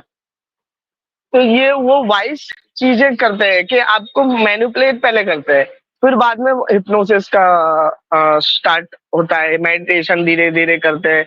आपको जैसे ही अच्छी अनुभूति होने लगती है तब अपने बातें घुसाना शुरू करते हैं। तब तक आपको सेल्फ रियलाइजेशन के नाम पे सेल्फ ईगो पर ले जाया जाता है, आपको उच्च स्तरीय ईगो पर। मतलब आप इतने अच्छे भक्त थे, वगैरह वगैरह, आप इतने जन्मों से ये कर रहे थे, फिर भी आपको कुछ नहीं मिला। मतलब अश्रद्धा उत्पन्न करवा देते हैं खुद के धर्म के ऊपर। तो फिर व्यक्ति को फिर लगने लगता है नहीं नहीं ये जो बोल रहे हैं वो सत्य है, क्योंकि मैं इतना पूजा करता हूँ, जबकि वो व्यक्ति कुछ नहीं किया होगा जिंदगी में भगवान के नाम पर। और वो अपने आप को ऐसा सोचता है कि नहीं मैं बहुत बड़ा भक्त था, हाँ हाँ मेरे को अभी सही में भगवान मिल गए। क्योंकि रियलाइजेशन शांति का तो पीस का होने लग जाता है, तो व्यक्ति को ऐसे ही लगने लगता है हाँ यहाँ पे शांति है जरूर। फिर धीरे धीरे इनके माइंड में वो चीजें घुसाई जाती है। वो बोलते हैं ना कि devil is visor then God, मतलब कि ये डेविल्स ही है, शैतान ही है ये लोग। ये धीरे धीरे चुपके से वो शांति मिले इसलिए जाके वो सत्य बातें जो है वो छुपा के असत्य खोल देते हैं, दिमाग में भर देते हैं। फिर व्यक्ति क्या करेगा, पैसे देगा ही, सब कुछ दे देगा अपना सब कुछ। जय जी, वो आपको सोचेगा पता है कि कि सनातन धर्म में डेविल्स में विश्वास नहीं करते। हाँ सनातन दीदी धर्म नहीं पता है, करता। ये बट द थिंग, अब्राहमिक पंथ ही करते हैं डेविल में विश्वास। हाँ, ये हाँ वो सनातन तो सही है। मैं सिर्फ एक एग्जांपल दे रहा हूँ कि वो लोग जैसे क्रिश्चियंस कन्वर्ट करते हाँ, हैं, हाँ, उसी का बेस है इनके ऊपर। मैं बताऊं, वेदों में लिखा है कि सरल जीवन होना चाहिए, बिल्कुल सीधा और सरल और छल छिद्र के बिना। कितने सारे मंत्र हैं इसके, मैं जो दिखा सकती हूँ। और लेकिन ये लोग क्या कहते हैं, युक्ति युक्त चलो, ये गलत है। हमें सरल जीवन रखना चाहिए, न कि युक्ति युक्त। लक्ष्मी जी, आपका दीदी स्वागत है। आज जी बोलिए। जय श्री। दीदी आप एक सीरीज चलाइए मंत्रों के ऊपर कि इतना पुरस्चरण क्या होता है, किस तरह से जपा जा सके, तो लोग है ना उसको अनुभव करें। अगर वो वो मैंने अनुभव करना गायत्री स्टार्ट मंत्र का एक लगाया है, कितनों ने देख लिया। वो लोग देखते ही नहीं है। लोग पता क्या देखना चाहते हैं, किसी के बारे में ठुमके चाहिए लोगों को। चटपटी बातें। अगर अगर मैं चटपटी और आलोचनात्मक वीडियो लगाऊं तो सबसे ज्यादा जो है मेरे, अगर आप एनालिटिक्स में जाके देखें तो ऐसे वीडियोस ही सबसे ज्यादा किस पर आए हैं मेरे पास व्यूज। ब्लू मूवीज चलाती हैं ये, सेक्स स्कैंडल, ये वाले जो एपिसोड्स हैं इनमें सबसे ज्यादा व्यूज हैं। तो लोग लोगों को चाहिए वही। हम्म लोगों में अब सोचो विकृति फिर जो है वो ना बहुत बढ़ वैसे गई है। बाय द वे जो सीखना चाहते हैं, मैंने गायत्री मंत्र जो सबको पता होना चाहिए वो कैसे सही प्रोनाउंस करें वैदिक रीति से, मैंने इसका वैदिक मंत्र जप का एक अलग प्लेलिस्ट है, उसमें आपको मिल जाएगा। वो आप सीख लीजिए, और उसी तरह से आप गायत्री मंत्र पढ़िए। और जी हमारे धर्म में ये बात लक्ष्मी इतनी जी का आपका इम्पोर्टेंट। स्वागत है। बोलिए, आज का टॉपिक है वो जी लक्ष्मी जी। राम आज का राम टॉपिक, दीदी। राम राम, कि ये जो दादियां हैं ये खुलेआम वसीयत भी लिखवा लेती हैं, और सेंटर की सारा मॉर्गेज जो है वो कोई ट्रस्टी के नाम पर नहीं है, बल्कि वो इंडिविजुअल लोगों के नाम पे है। और फिर वो बंदा मॉर्गेज दे दे के थक जाता है, और मान लो बीच में वो मर गया तो प्रॉपर्टी भी उसके बच्चों को नहीं जाएगी, बीके को जाएगी। और ये लोग दादियां खुलेआम अपनी स्क्रिप्चर क्लास में स्टूडेंट से बोलती हैं आप सारी वसीयत हमारे नाम कर दो, और जो यंग वाले होते हैं उनसे पावर ऑफ अटॉर्नी दिलवा देती हैं, और विल की कॉपीज भी नहीं देती हैं। इसके बारे में आपको क्या कहना है, बोलिए। हाँ दीदी, ये तो ट्रूथ है, ये चीजें होती हैं। क्योंकि मैं एक इंसिडेंट बताऊंगी। मैंने बताया था ना, जैसे यहाँ पर बड़ौदा में जिस सेंटर में हम लोग जाते थे, तो उस सेंटर में एक जो समर्पित बहन है, उसके ग्रैंडफादर ने लैंड डोनेट किया था, यानी जमीन दी थी। तो पहले तो उसकी रिस्पेक्ट बढ़ गई ज्यादा, जो हेड है उनकी ज्यादा क्लोज हो गई। और उसके बाद वहां पर जो इन लोगों को जगह पर हॉल बनाना था इनके कॉन्फ्रेंस और उसके लिए, और लोगों के रहने के लिए फैसिलिटीज और वो सब, तो उन्होंने डोनेशन स्टार्ट किया। तो जनरली क्या होगा, जो फॉलोअर्स हैं वो देंगे, बट उनका कहना ये था कि आप उन लोगों को भी इंसिस्ट करें जो बाहर के लोग हैं। आप उन्हें ये कहे कि जीएसटी में भी आपको हेल्प होगा एक्ट के अकॉर्डिंग। तो अगर ये जो फॉलोअर्स हैं उन्हीं से ही पैसा लेते हैं, इनका कहना ये कि हम किसी से नहीं लेते पैसा, तो फिर ये बाहर वालों से पैसा लेकर वो जमीन पर घर बनाने का कोई मतलब नहीं बनता है। और ये ट्रूथ है, ये चीजें ये लोग करते हैं। और ये सबसे बड़ा, ये जैसे एक भाई ने अभी बताया कि खाली दिमाग में है ना, हिंदुओं को ये बता दिया जाता है कि आप बहुत भक्ति कर रहे हो, कुछ नहीं मिल रहा है। बट जो चीजें चल रही है वो नहीं पता चलती, स्टेबल चीजें नहीं पता चलती, और ये लोग उसी का ही अपोजिट बताकर वो कर देते हैं इन्हें। जैसे पहले भी मैंने कहा था कि हमें, हमारी जो भी ये हिंदू, जैसे गीता के बारे में मैंने कहा था कि हमें ज्ञान ही नहीं है, जो चीजों का ज्ञान नहीं तो कुछ भी पढ़ा दो। अगर नॉलेज नहीं है, साइंस के बारे में किसी को नहीं पता कि क्या चीजें कैसे होती हैं, तो उन्हें कुछ भी पढ़ा वो समझ जाएंगे। तो आधे ज्ञान की वजह से इन लोगों को ज्यादा फायदा होता है। तो आज मैं स्पेशली दीदी लिंक में अभी इसलिए जुड़ी हूँ, मैंने आपको बताया था मेरे दादाजी बाई माई थ्रू जाते हैं वो, तो मैं अभी उनके पास बैठी हूँ। तो मैं रिक्वेस्ट करना चाहूंगी आपसे कि जितना आपने स्ट्रीम किया है इनके ऊपर, तो वो जितना आप शॉर्टली उन्हें थोड़ा समझा सकें, तो आप कहीं वो थोड़ा कम सुनते हैं, मैं उनके कान के पास फोन लगाती हूँ। एक मिनट लक्ष्मी जी, वो बीके हैं या एक्स बीके हैं? वो कह सकते हैं कि अभी बीके ही हैं। कल वो भट्टी में जा रहे हैं, इन लोगों ने जो उनका जो एक भट्टी यानी कॉन्सेप्ट होता है कि अलग बैठकर मेडिटेशन करना वन डे, तो वो कल अर्ली मॉर्निंग जा रहे हैं 6:30। तो अभी मैं उनके पास बैठी हूँ, मैंने थोड़ा बहुत आपने तो उनको सब कुछ बता रखा है, तो वो कन्विंस नहीं हुए, तो मैं उनको क्या चीज ऐसी बताऊं? आप पहले 1 मिनट हम लोग आपस में डिस्कस तो कर लें। आप लोगों की क्या राय है कि उनसे क्या बात बतानी चाहिए जिससे वो जो है भट्टी में ना जाए कल? दीदी पहले तो है ना उनको बताओ कि भाई भट्टी में होता क्या है। चपर चपर 6 घंटे क्लासेस होते हैं, 1 घंटे का कुछ मेडिटेशन के नाम पर बकबक होता है, उसमें भी बकबक धीरे धीरे शांति से, वो उनको बताने ये पहले ही नहीं बताना, है।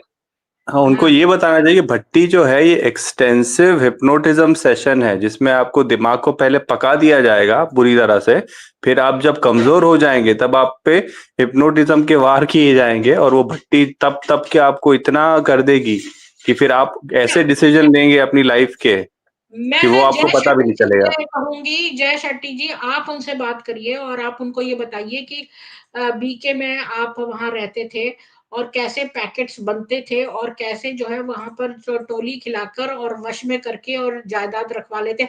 लक्ष्मी जी जो है दादाजी आपके उनके नाम पर पैतृक संपत्ति है? नहीं दीदी, वैसा कुछ नहीं है उनके पास। चलो थैंक गॉड। ठीक है, फिर उनके पास वो है क्या बोलते हैं वो ऊंचा सुनते, तो आपने वो ईयर का वो नहीं लगवाया उनका?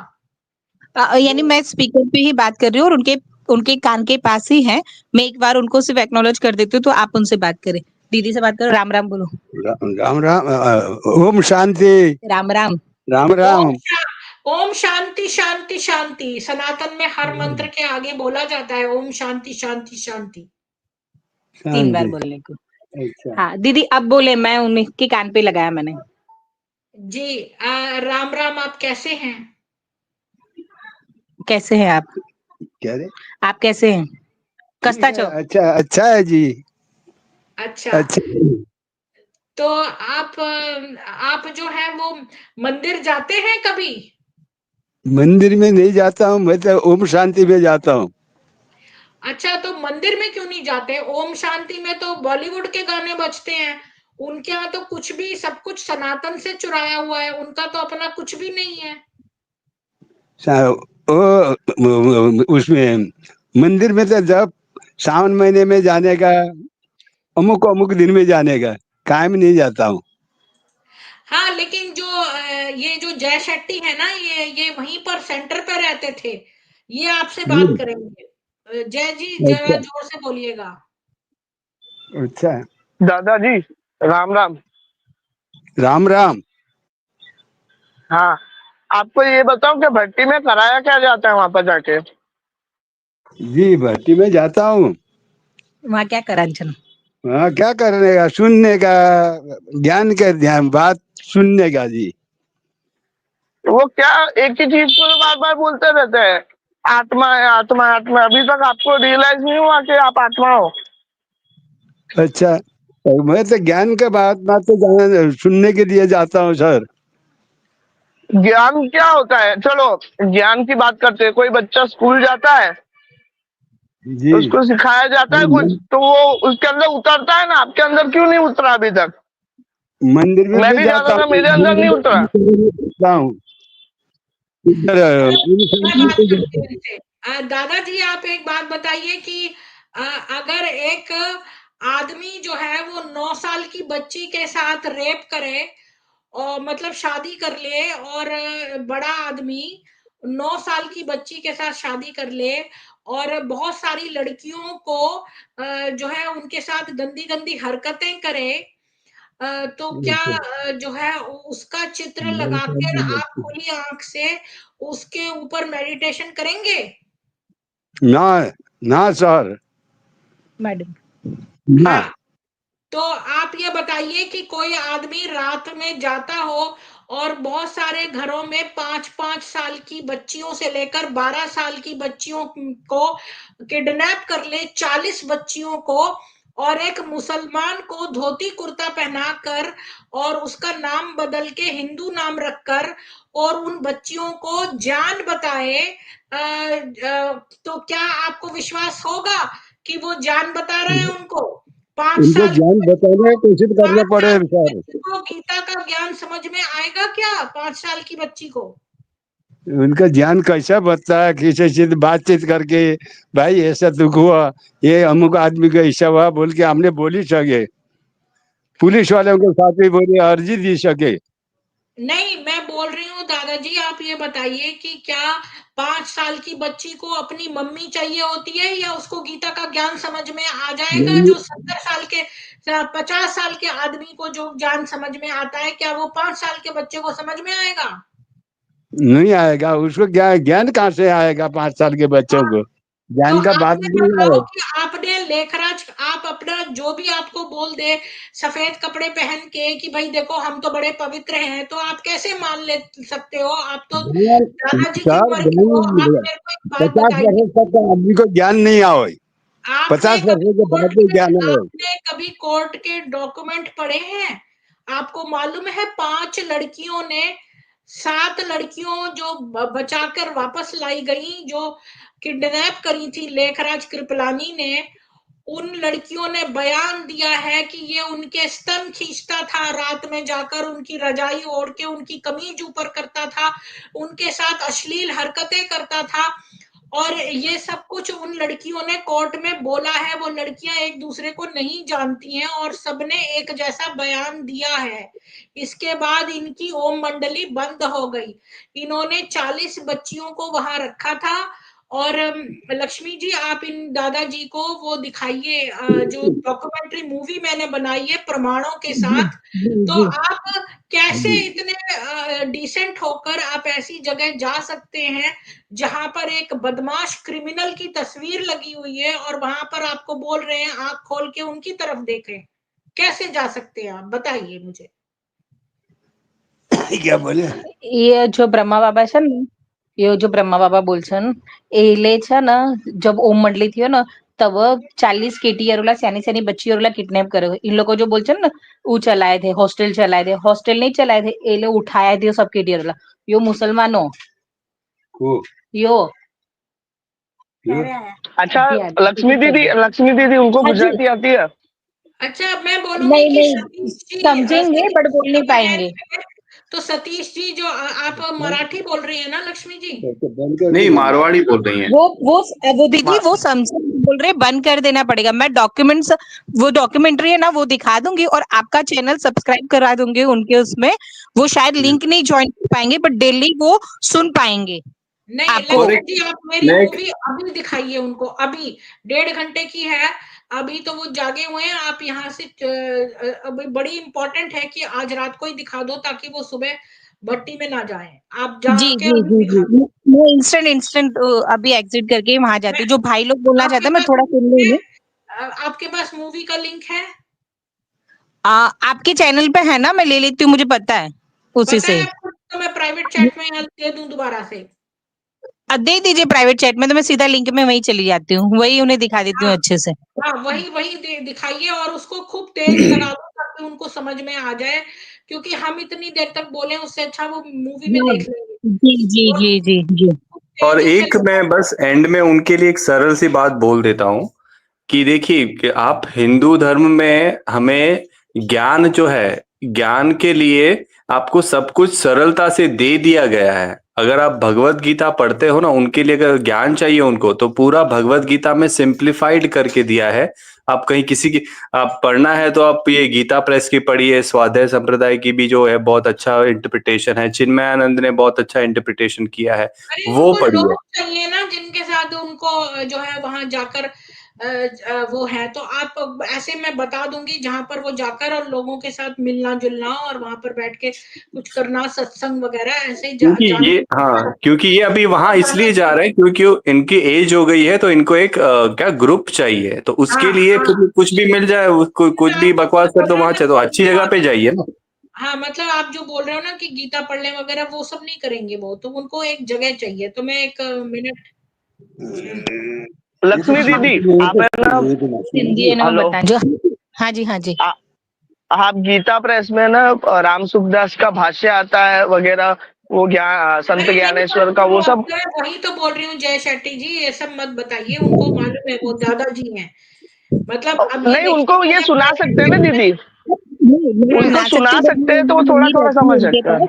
मैं हाँ, उनके पास नहीं रहती, मैं दूर रहती हूँ। आज मैं उनसे मिलने आई थी और बाय लकीली मुझे याद आया कि टाइम हो चुका है, तो अभी हमारा ये yes, चल रहा होगा दीदी का चैनल, इसलिए मैंने तुरंत ही, उन्होंने जैसे कहा ना मैं कल सुबह जा रहा हूँ 6:30, तो मैंने ऑन करके ज्वाइन कर लिया जल्दी से। तो लक्ष्मी जी, ट्रैफिक मैंने देखी आपको नहीं। प्राइवेट चैट में वो मूवी का लिंक दे दिया है, उसको खूब लाउड साउंड पर लगा दो दादाजी के लिए। जी हाँ, जी हाँ, जी दीदी। जी ठीक है, धन्यवाद दीदी। ओके, जी राम राम सभी को, मैं थोड़ा राम राम, वहाँ ये बड़ी सेवा कर लूँ। जी। ठीक है।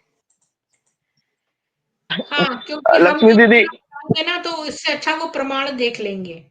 उनको थोड़ा ये भी समझाइए कि वो ये लोग बोलते हैं कि राग द्वेष से ये लोग मुक्त करते हैं, जबकि ये दुनिया वालों को माया बता के रागी बनाते हैं कि नहीं है, द्वेषी बनाते हैं कि नहीं है, देते हैं कि नहीं, उसको एकदम सरल करके उनको बताइए कि अगर सब बाबा के ही बच्चे हैं तो फिर कोई अगर बता रहा है कुछ तो फिर उसका भी सुन के देखो एक बार, दादाजी ऐसा करके सुनाओ तो उनको क्या है थोड़ा समझ में आएगा, हाँ हाँ समझ में आया करके। ये लोग लोगों से क्यों दूर कर रहे हैं, वो थोड़ा सरलता से बताओ हम्म। के लोगों अब का ना, सुने ना। जय जी, अभी तो उनको पहले बीके से हटाना है, बाद में उनको कहीं पर लगाना है। तो बीके से हटाने के लिए जो काम बीके करता है ना, कि सबसे पहले आपको फैमिली से अलग करता है, फिर बीके का ज्ञान देता है, आप भी वही पैटर्न रखिए। पहले तो इनको बीके से हटाइए।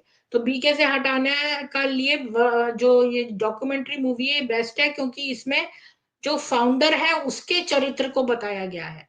और चूंकि वो एक मतलब पुरुष हैं, तो वो आसानी से समझ जाएंगे इस बात को। तो वो जो है जब देखेंगे ना डॉक्यूमेंट्री, तो वो उनको घृणा हो जाएगी इस लेखराज से, और इसके बाद उनको एक अच्छे चैनल पे डालेंगे। जो काम ये लोग, इनका पैटर्न समझ लो, ये कैसा पैटर्न करते हैं, तो आप भी वही काम करो। वही सही है, वो भी सही है दीदी। पर उनको थोड़ा समझा देना चाहिए कि भाई ये लोग बकवास ही करते हैं, भट्टी में कुछ नहीं करते हैं, 1 घंटा आप पूरा भी मेडिटेशन करो। बोल भैया जी कि यहाँ बकवास होती कुछ भी, फिर भी वो जाएंगे। क्योंकि वो तब तक नहीं जाएंगे जब तक आप कोई इतनी बड़ी बात न कह दें कि जिससे उनके होश फाख्ता हो जाए। तो इसलिए ये सब बातें, द्वेष, ये सब बातें ट्रू हैं, लेकिन ये इतना बड़ा कारण नहीं है जिससे कि वो ना जाए वहां पे। तो लेखराज के बारे में जब हम उसके चरित्र पर जो है सही उजागर करेंगे, तब लोग जो हैं वो होंगे। तभी मैं बोलती हूँ सबको कि मेरे जितने भी जो ये स्ट्रीम्स हैं, इनको शेयर करने की बजाय जो मूवी का लिंक है वो मैं यहाँ दोबारा दे देती हूँ, इसको शेयर करिए। क्योंकि इससे जो है उसके जड़ पर वार होता है। अच्छा दीदी, मेरे को एक और बात बोलनी थी। मेरा हाँ, बोलिए। पर्सनल अनुभव है, अभी तक मैंने बताया नहीं है, मैं बता सकता हूँ कि बाद में बताऊं? नहीं नहीं, बताइए, अभी याद है तो बताइए। जी, ऐसा था कि मैं 8 साल की उम्र से ध्यान वगैरह करता था। ध्यान तो आप समझते हो ना, मेडिटेशन, जो चक्रों पे ध्यान, श्वास के ऊपर नीचे करना वगैरह वगैरह, श्वास पर ध्यान देना, वो सब मैं करता था बचपन में। फिर तो उस वजह से है ना, मेरे को थोड़ी बहुत वो स्पिरिचुअल जो जर्नी अंदर शुरू हो गई थी। पर जैसे ही ये बीके में गया, तो दादा लेखराज का जब मैं ध्यान करता था ना, तो कुछ 5 साल या 4 साल के बाद एक्सपीरियंस गंदे गंदे अनुभव होने लगे। मतलब वो गलत हरकतें करते हुए मम्मा के साथ, वो सब मेरे को विजन आने लगे। सोचिए दीदी, तो 5 साल के बाद। क्या उनके बारे में ये जानकारी आपको पता थी कि मम्मा के साथ उनका ये रिलेशन था, ये सब नहीं, इससे पहले? नहीं, तब नहीं पता था। तब मेरे को ऐसा लगता था ये सब मेरे को माया दिखा रही है। फिर धीरे धीरे नहीं, जब ये मैं सही ध्यान में है, और एग्जैक्टली ये सेम बिल्कुल सही बोल रहे हैं, एक्सपीरियंस। ये सही है।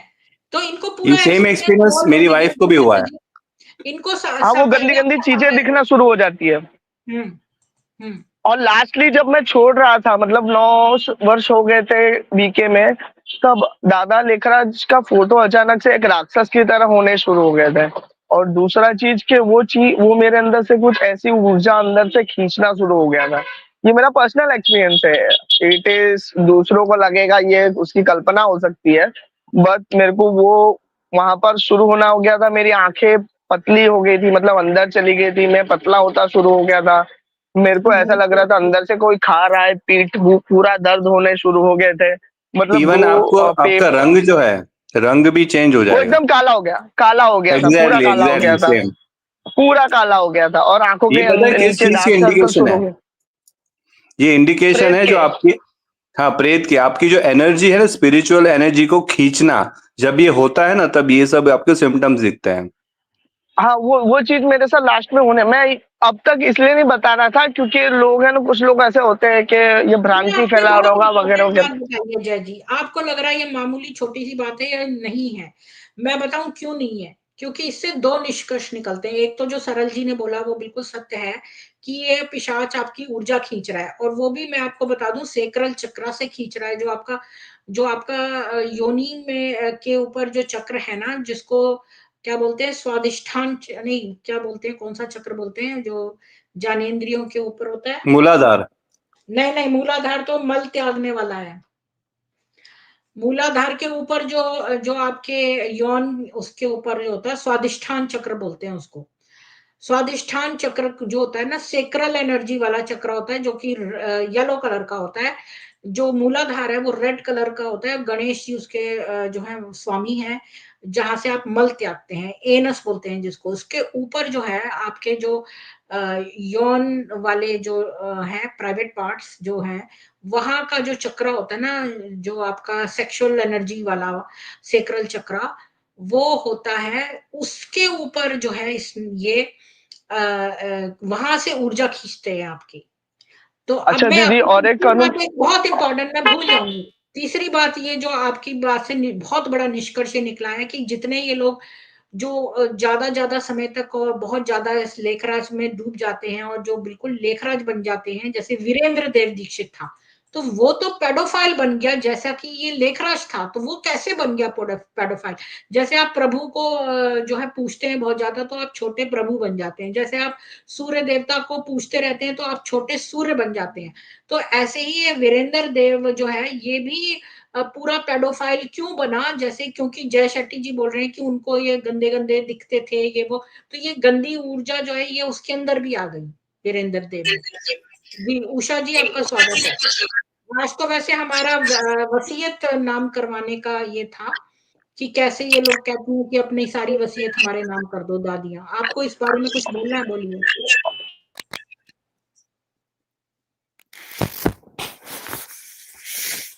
हेलो, राम राम उषा प्रीति जी। जी। हाँ मैम, वसीयत वसीयत करने की बात जहाँ तक है, ब्रह्मा कुमारी का तो ये एक खानदानी फार्मूला है, क्योंकि ये ब्रह्मा कुमारी बनी है दूसरे की धन लूटने के लिए, वसीयत लूटने के लिए, जिंदगी लूटने के लिए। ये यहाँ तक नहीं है, दुनिया में अपना राज्य स्थापित करने के लिए बनी है।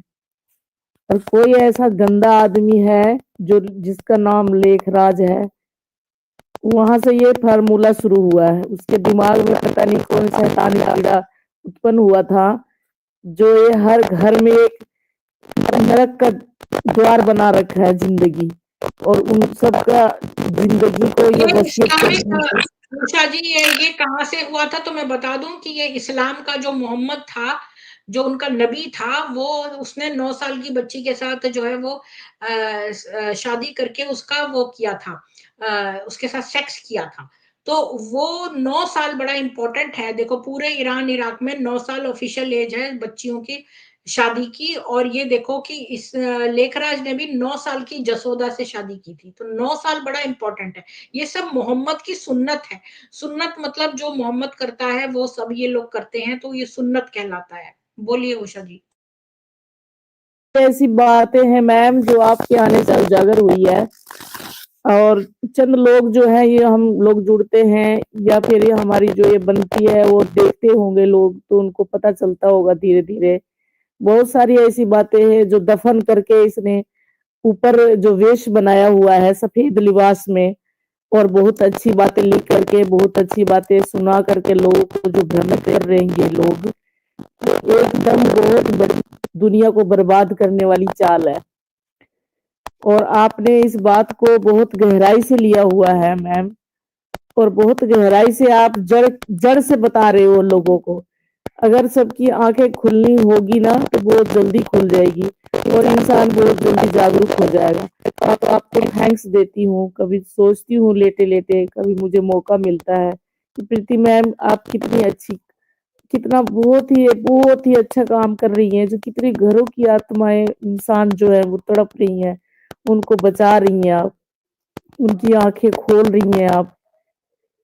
थैंक्स मैम, आपको बहुत थैंक्स मेरे तरफ से। और वसीयत के नाम पर जहाँ तक बात है मैम, तो ये तो इंसान की पूरी जिंदगी हड़प लेती है, उनकी कमाई हड़प लेती है, उनके माइंड की सोचने की शक्ति हड़प लेती है, सब कुछ बर्बाद कर देती है। ये ऐसा कीड़ा है जिसका नाम शब्द नहीं मिलता मुझे कि मैं उस कीड़े को उन शब्दों से संबोधित करूं।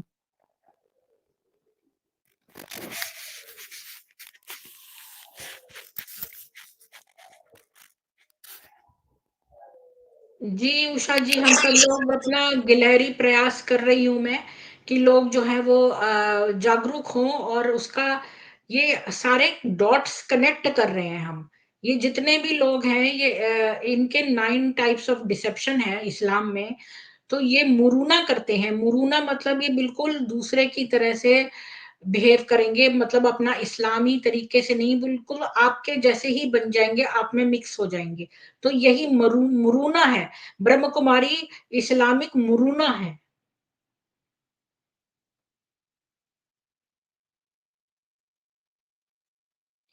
जी, तो इसका एंड करते हैं। तो एंड में सरल जी, आपके आज के विषय में आपको कुछ बोलना है? हाँ, आप अपना वो सुना रहे थे। जय शेट्टी जी ने अपना वो अनुभव सुनाया था, आप कह रहे थे आपको भी ऐसा अनुभव हुआ था, वो शेयर करिए। जी सरल जी, आप शेयर करिए, आप म्यूट हैं।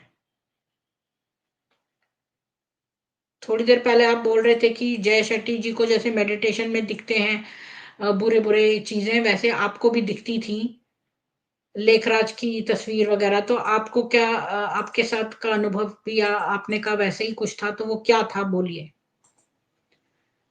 लगता है सरल जी बिजी हो गए हैं। जय शेट्टी जी बोलिए। हाँ दीदी, तो मेरा दूसरा अनुभव भी था कि जैसे मैंने ये आध्यात्मिक पथ वापस से स्टार्ट किया, तो गायत्री वगैरह जपने लगा, तो पहले एक बार विजन आया कि दादा लेखराज मेरा तीसरा आंख यानी कि मेरे भ्रुकुटी को ऐसे पकड़ के खड़ा रहा। फिर वो जलने लगा, तो फिर बाद में घर में ना सब सामाने इधर उधर होने लगे। फिर मम्मी को डिसऑर्डर होने लगे, मम्मी को थोड़ा पागल जैसा होना शुरू हो गया। मतलब वो किसी तरीके से रोकना शुरू हो गया। ये चीजें मेरे साथ अनुभव हुई है। मतलब जैसे प्रेत जैसे रोकता है, सेम चीजें, डार्क चीजें, घर पे घूमना, अंधेरी वस्तु, अभी तो नहीं है। और कुछ मंत्र ऐसे मैंने किए भी थे, विधान वगैरह, तो वो चीजें फिर हट गई। बट वो चीजें बहुत भयावही थी। मतलब घर ऐसा सुनसान जैसा, मेरे को जॉब नहीं, कुछ नहीं, मतलब धन की कमी, घर में झगड़े, अशांति, पीठ बहुत दुखता था, आंखें बहुत दर्द करती थी, अंदर एक निराशा सी थी। वो तो बहुत ज्यादा, मतलब हद से ज्यादा थी। वो चीजें धीरे धीरे हटने लगी जब मैं धीरे धीरे वो ना गायत्री जब आपकी के एनर्जी साथ। साइफन कर रहे थे। वो आपकी एनर्जी साइफन कर रहे थे, इस वजह से ऐसा हो रहा था। फिर बाद में ठीक हो गया। अभी मैं पूर्ण तरह स्वस्थ हूँ। मम्मी को भी ठीक कर रहा हूँ धीरे धीरे, और वो भी अभी स्वस्थ होने लगी है। मेरे पिताजी भी खुशी खुशी आने लगे। मेरे घर में जो कलह कलेश था वो ठीक होने लगा है। अब बस मेरे को मेरे भाई की थोड़ा बहुत उनको लगाना है, बस उसके बाद तो सब ठीक ही हो जाएगा, मेरे को ऐसा लग रहा है। बाकी ये है, मैं अनुभव किया हूँ कि बहुत गलत चीज है ये चीजें। ये हर एक ब्रह्मा कुमारी को होता ही होगा कुछ समय बाद। अगर वो बहुत ज्यादा उनके इसमें साधना करते हैं, उनको ऐसा विजन दिखाई देता ही होगा। मेरे को ऐसा अनुमान है। मैं अपनी तरफ से तो 100% श्योर हूँ कि ये चीजें दिखती होगी। अगर ये दिखना शुरू हो जाए तो समझ लो कि छोड़ दो, अब तुम्हारे बस की बात नहीं है प्रेत को भी संभालने की। छोड़ दो ये बीके बीके और सच में सत्य की राह में आ जाओ हिंदू में। मैं तो यही बोलूंगा वो सबके जो लिए। महाराष्ट्र से आई थी ना लड़की, उसको 6 मंथ से भी ऊपर हॉस्पिटलाइज हुई थी। वो इसका प्रेत जो है दिखता था उसको। लेखराज के पैर बने हुए दिखते थे और क्या क्या दिखता था। तो उसको 6 महीने लग गए। और वो बता रही थी उसके हस्बैंड इतने अच्छे हैं कि उसको छोड़ा नहीं, वरना कोई और होता तो उसको छोड़ देता कि ये पागल हो गई है, इसको छोड़ दो। सरल ये जी तो आप छोड़िए दीदी। कुछ बताना चाहते थे, सरल जी बोलिए। हाँ, मैं उनकी वाइफ बोल रही हूँ, नेहा। वो एक्चुअली में कुछ बोल रहे जैसा थे। जय शेट्टी भाई जी ने बोला कि हाँ, नहीं मैं मेडिटेशन बस में अपना एक्सपीरियंस 1 मिनट के लिए शेयर करूंगी। हाँ, ये कह रहे थे ना जय शेट्टी की इनको गंदी तस्वीरें दिखने लग गई थी लेखराज की और बुरे-बुरे काम करते हुए, तो हाँ, तो मेरे साथ भी सेम और हर बीके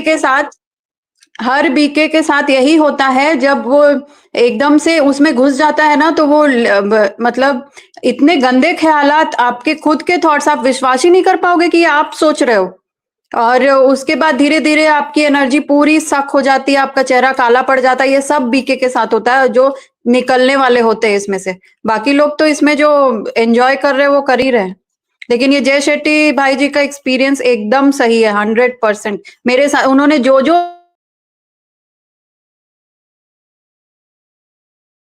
आपकी आवाज चली गई।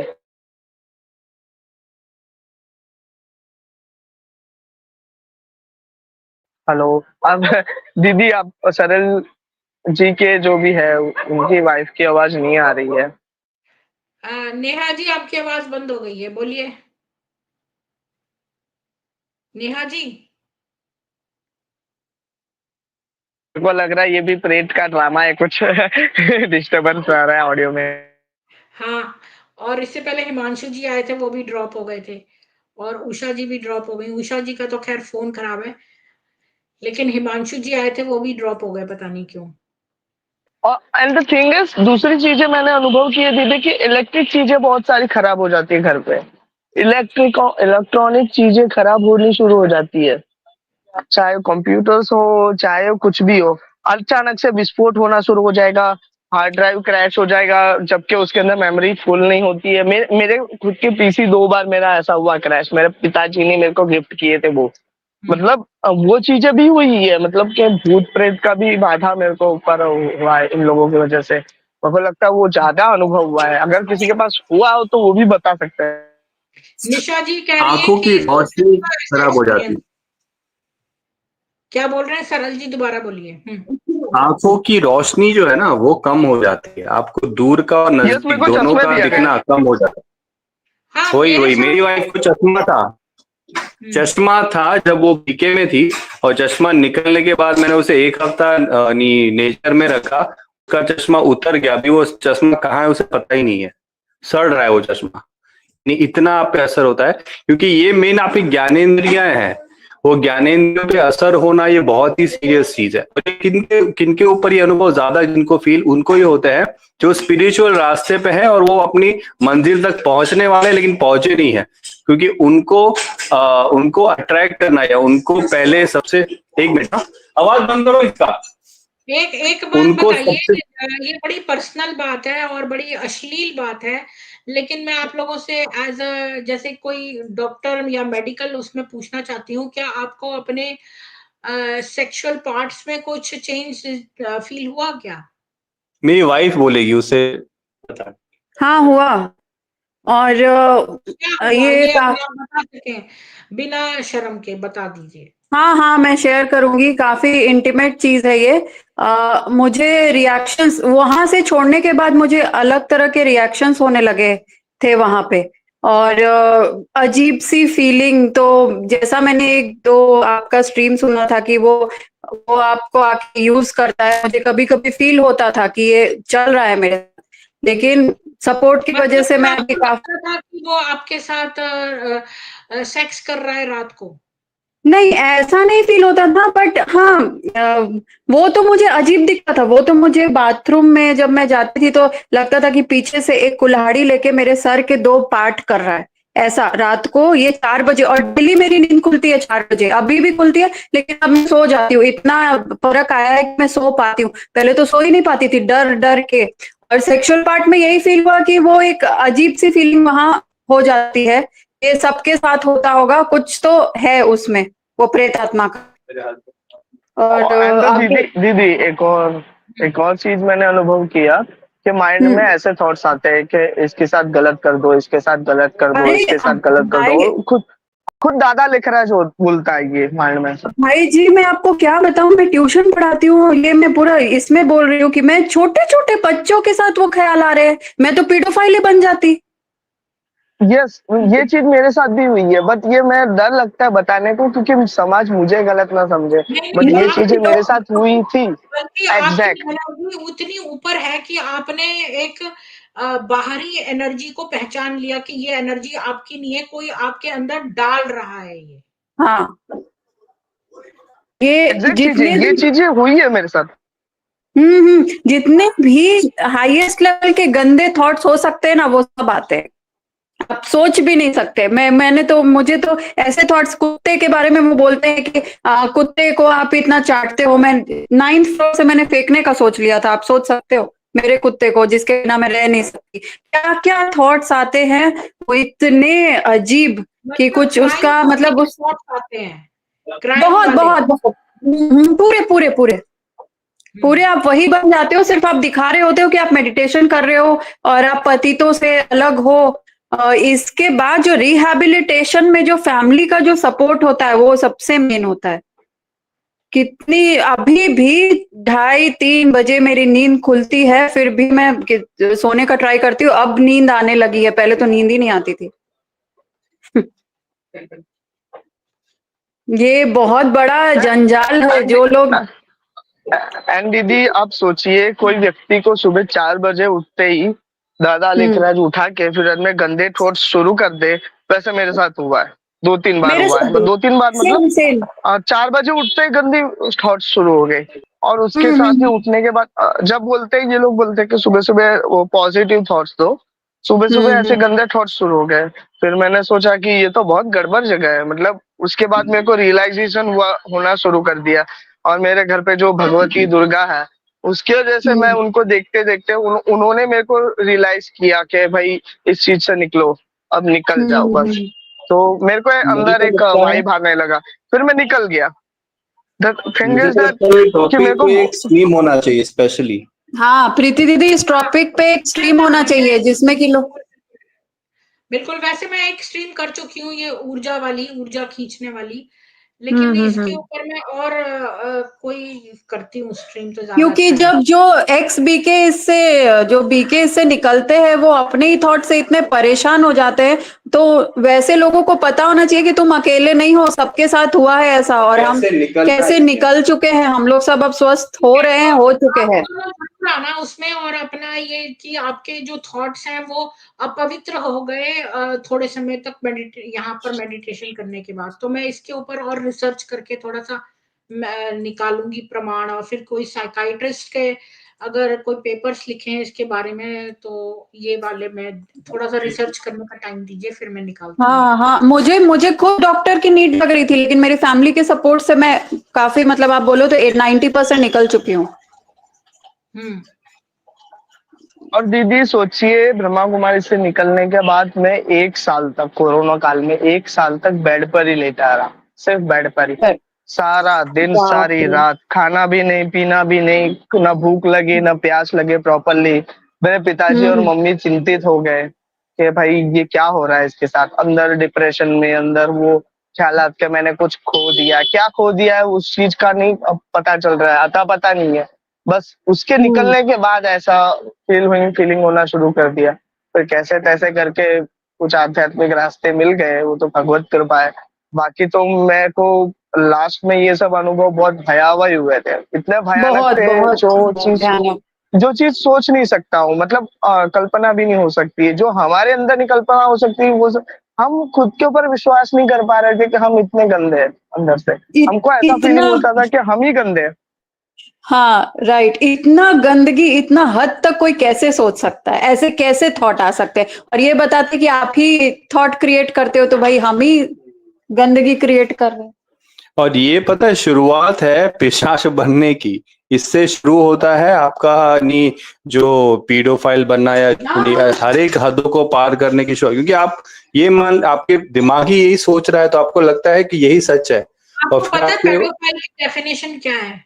पेडोफाइल की डेफिनेशन वो है जो छोटे बच्चों को बच्चों के, हाँ, नहीं, बच्चों को फैंटेसाइज करता है उनके साथ सेक्स, वो जो फैंटेसी है वो इम्पोर्टेंट है पेडोफाइल होने के लिए, अदरवाइज वो पेडोफिलिया की डेफिनेशन में नहीं आता है। अगर वो किसी बच्चे के संग सेक्स कर लेता है तो वो पेडोफाइल नहीं है, जब तक कि अगर वो फैंटेसी नहीं कर रहा है। ये कुछ अजीब सी बातें हैं। पेडोफिलिया के ऊपर मैंने रिसर्च करी थी पहले, क्योंकि मोहम्मद के बारे में मैं पढ़ रही थी। तो वो जो सेक्सुअल फैंटेसी करता है बच्चों के साथ, तो वो उसको पेडोफाइल बनाती है। क्योंकि सभी चीज दीदी की शुरुआत सोच से होती है ना। मोहम्मद ने अबू बकर और को बोला कि मेरे को जो है अल्लाह ने एक बच्चे को रेशमी कपड़ों में लपेट के दिया, और उसने फैंटेसी करी, जबकि आयशा बॉर्न हुई थी तब। तो जब वो इतने साल की 3-4 साल की हुई, तो तब से वो जो है अबू बकर उसको साथ था। तो ये तब से जब वो पैदा हुई थी तब से ही उसके बारे में फैंटेसी कर रहा था, इसलिए वो पेडोफाइल की कैटेगरी में आता है। तो लेखराज ने भी, अगर ये फैंटेसी का एलिमेंट है उसके लाइफ में, तो वो भी पेडोफाइल है। दीदी सबसे बड़ी बात तो मेरे को ये अनुभव हुआ था, जब बेड पे लेटा रहता तो पापा द्वारका गए थे, वहां से प्रसाद लाए। जैसे वो प्रसाद लाए तो मुझे एक चिंतन आने, यम यम चिंतयते कामम तम तम प्राप्नोति निश्चितम, ये गीता का श्लोक बार बार दिमाग में आ रहा था। फिर दिमाग में आते ही मेरे को ख्याल आया कि भाई मैं प्रेत पूजा कर रहा हूँ, तभी जाके मुझे ऐसे प्रेत के ख्याल आ रहे हैं। मेरे को रियलाइज हुआ उस चीज अच्छा, का, फिर मैं बाद में चाहती वो है चीज कि आप और ज्यादा खुलासा ना करें, क्योंकि फिर अब उस स्ट्रीम के लिए कुछ मटेरियल नहीं बचेगा। सब कुछ हमने उस वाली स्ट्रीम के लिए यहाँ ही बोल दिया तो कुछ नहीं रहेगा। तो इसको जो है, आज का स्ट्रीम जो है वो तो विल के ऊपर था, कि ये लोग कितनी चालाकी से विल, कोई ट्रस्ट नहीं बनाती है। मैं इसको एंड कर रही हूँ यहाँ पर। तो कि ये लोग बड़ी चालाकी से ट्रस्ट नहीं बनाती हैं, बल्कि लोन जो है इंडिविजुअल्स अपने नाम पे ले लेते हैं, और अगर उनकी मृत्यु हो जाती है तो वो सारा पैसा जो है उनकी फैमिली को न जाने की बजाय BKWSU को जाता है। और अगर कोई बंदा जो है बड़ा लोन ले ले, और उसकी बड़ी अच्छी जॉब है, उसके बेसिस पे उसने लोन लिया, तो बाद में क्या है कि वो अगर उसकी नौकरी चली गई या उसने सेंटर छोड़ दिया, तो भी वो मॉर्गेज उसके ऊपर से हटता नहीं है। और ये दादियां शुरू में जो बोलती हैं, बाद में ये नजर नहीं आती है। एडमिनिस्ट्रेशन आपको चक्कर लगवाता रहेगा, ये विल की कॉपियां भी नहीं देती हैं, और जो छोटे बच्चे होते हैं उनके पावर ऑफ अटॉर्नी ले लेती हैं कि आपकी फाइनेंशियल सारी डीलिंग्स BK का पर्सन करेगा। और इसके अलावा जो है वो मॉर्गेज का रहा, तो ये मॉर्गेज दहेज भी लेती हैं ये, और लोगों से, और शिवलिंग से शादी करा करा के दहेज लेती हैं, चाहे वो शूद्र की बेटी भी क्यों ना हो, उससे भी दहेज लिया जाता। तो ये थी आज की स्ट्रीम। तो उषा जी, आपको कुछ कहना है? हाँ, जो ये मैम बता रही हैं और ये भाई जय सेठी जी भी बता रहे हैं कि जो बॉडी पार्ट में चेंजिंग आता है, या गलत गलत थॉट्स आते हैं, तो ये लेखराज ने मुरलियों में बता रखा है, पहले से ही बता रखा है कि आपके पास जब आप ज्ञान में चलोगे तो सब बहुत बुरे बुरे ख्यालात आपको आएंगे। जो नहीं आने वाला चीज है वो भी आएगा, और बुढ़े भी जवान हो जाएंगे, बुढ़े में भी जवानी आ जाएगी। ये सारी बात मुरलियों में सुना चुकी हूँ मैं, जब मुरली पढ़ती थी तो। दीदी लेकिन अरे दीदी उषा दीदी, ये सब सुनिए, ये सब ये वो तो वो अगले व्यक्ति एक स्ट्रीम बात बोलता है में जो और है भया हुआ है। ये सारा कुछ ना अगले स्ट्रीम में करेंगे उषा जी। स्ट्रीम में लेखराज सारा कुछ बताता मटेरियल है मत बता कि देना। वो ख्यालात इस स्ट्रीम में सारा मटेरियल मत बताइए। और वैसे मैं बता दूं कि मोहम्मद भी जो है ना वो मैं अभी नहीं बताऊंगी, चलो मैं नेक्स्ट स्ट्रीम में बताऊंगी। फिर सब कुछ हम इसी स्ट्रीम में कर लेंगे, तो फिर अगले स्ट्रीम में कुछ नहीं रह जाएगा। तो फिर मैं ये एक आध दिन में ये वाली स्ट्रीम करती हूँ। कल कौन सी स्ट्रीम है? एक सेकेंड। तब तक मैं, अगर हिंसा का इस्तेमाल करते हैं, PBK को इन्होंने खूब मारा है और काला नीला कर दिया है, उस वो है कल की स्ट्रीम। लेकिन मैंने अगर रिसर्च कर ली कल तक में, तो फिर कल ही कर लेंगे इसके ऊपर, क्योंकि कल संडे है तो लोगों की छुट्टी होगी, और नहीं तो फिर अगले सैटरडे तक चला जाएगा, क्योंकि आप लोग तो आते नहीं हो फिर वीकडे पे। पता नहीं, देख लूंगी, मैं रिसर्च कर लूंगी तो बताऊंगी। तो आज के टॉपिक पे विल के ऊपर आपको कुछ लास्ट में कहना है तो बोलिए उषा जी। और हाँ, मुझे वो मुरली भी भेज देना उषा जी, जो लेखराज की इस बात पे है कि भाई गंदे गंदे अब तो ख्याल मुरली आएंगे वो वाली। मिली है, क्योंकि मुरली तो मैं जब सेंटर पे थी जभी मेरे पास मुरलियां होती थी। अब मेरे पास कोई मुरलियां नहीं है, और मुझे ये सेंटर की हर मुरली की बात बहुत अच्छी तरह से याद है, इसलिए मैंने इस बात को बताया। दीदी ये चीज तो मुझे भी याद है, बट ये गलत है। जो व्यक्ति डरता हो ना जिस चीज से, वो सबसे ज्यादा दोहराएगा। सीधी सी बात है। दादा लेखराज को खुद को ये ख्याल आते थे, मतलब उसने किए एक गलत काम। कोई और साधक को ऐसा नहीं होता है। ये सब फालतू बातें है। मुरली की जो बातें है फालतू बातें। वो नहीं, व्यक्ति झूठ मुझे समझ में बोलता था नहीं आता और ये उसके बात अंदर की कहना कि मेडिटेशन जितना आप करोगे उतना गंदे ख्याल आएंगे। ये कहाँ से नई चीज निकाली है इसने? ये सबसे बड़ा वही झूठ तो है। उसका डर था। जब हम मेडिटेशन करते हैं तो हम सारी आंख बंद कर लेते हैं, तो दुनिया से डिस्ट्रैक्शन नहीं रहता और हम अपने अंदर झांकते हैं। तो आपका अंदर इतना मलिन था कि आपके अंदर ये भरा हुआ था। मेरे को ना एक बार एक लड़का बहुत पहले बोला, जो मेरे से रिलेटेड था, जो मतलब अब क्या बोलूं, मेरे से मैरिड था। तो मेरे को बोलता है कि मैं ना, सारे लड़के ना फैंटेसाइज करते हैं लड़कियों के बारे में सेक्सुअल। तो मैंने कहा है, ये कैसी बातें कर रहा है गंदी सी, कौन करेगा ऐसे? मेरे को बड़ी अजीब भी लगा कि तो किसी ने मेरे बारे में ऐसा फैंटेसाइज किया था मेरे को। तब मैं बहुत छोटी थी जब मेरी मैरिज हुई ना, तो तब उसने मेरे को जब ये बात बोली ना, तो मेरे को बड़ा अजीब लगा कि ये क्या बोल रहा है। इसका मतलब कि उसने कहा सारे लड़के ना फैंटेसाइज करते हैं लड़कियों को सेक्सुअली। तो मैंने सोचा कि ये क्या बोल रहा है, ये कैसे ट्रू है, ये तो हो ही नहीं सकता। मैंने बाद में सोचा कि क्या मैं क्लास में पढ़ती थी तो क्या लोग मेरे बारे में ऐसा सोचते होंगे, मेरे को ऐसे कल्पना में देखते होंगे। मुझे बड़ी घृणा आई इस बात पर। मैंने कहा लड़कियां तो कभी भी नहीं ऐसा किसी लड़के को फैंटेसाइज करती, मैंने तो कभी भी नहीं सोचा भी ऐसी बात। और लड़के इतने नीच होते हैं। बाद में एक और से मैंने पूछा ये बात कि क्या लोग कई सालों बाद मैंने किसी से पूछा कि क्या लड़के जो हैं वो ऐसा फैंटेसाइज करते हैं, तो उसने कहा नहीं, वो तो नहीं करता। तो मेरे को फिर पता चला कि ये बंदा मेरे से झूठ बोल रहा था और वो अपनी फीलिंग्स को सबका बता रहा था। तो ये जो लेखराज था, इसके मेडिटेशन करने में इसको गंदे ख्याल आते थे, तो इसने सब पे लगा दिया कि आपको ऐसे ऐसे आएंगे मुरली में। मुझे तो ऐसे ही लगता है। यस एग्जैक्टली, वही तो चीज है कि जिसको जैसा भाव होगा वैसा ही तो सबको बताएगा कि अभी मेरे साथ ऐसा हो रहा, मतलब तुम भी ऐसा ही हो जाओगे।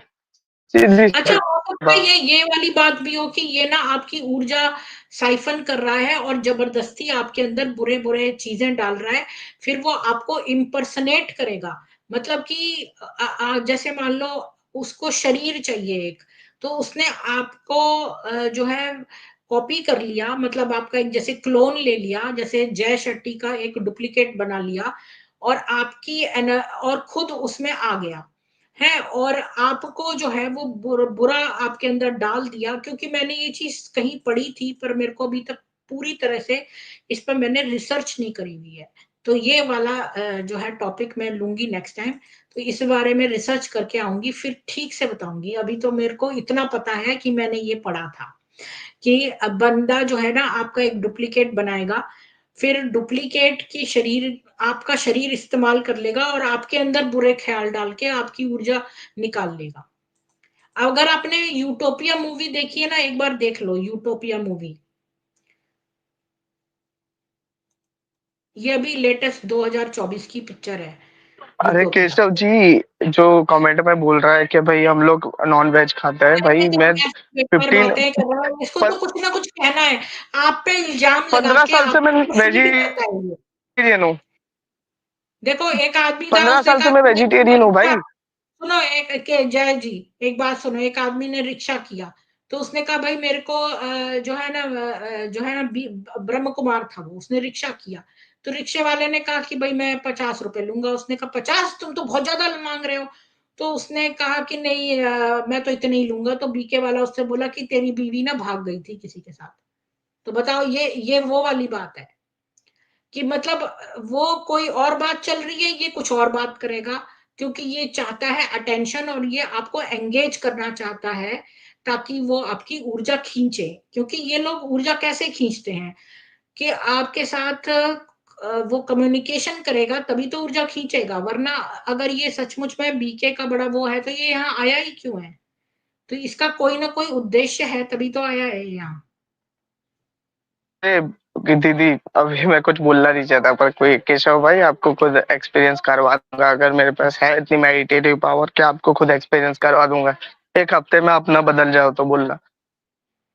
अरे कोई फायदा नहीं है, ये लोग तुमको एंगेज करना के तुम्हारी एनर्जी सक करना चाहते हैं, आप समझो ना जय जी। अभी तक आपकी एनर्जी ये साइफन कर रहे थे, अब कैसे करें? तो यहाँ पर आ आके आपको प्रोवोक करके ही तो करेंगे।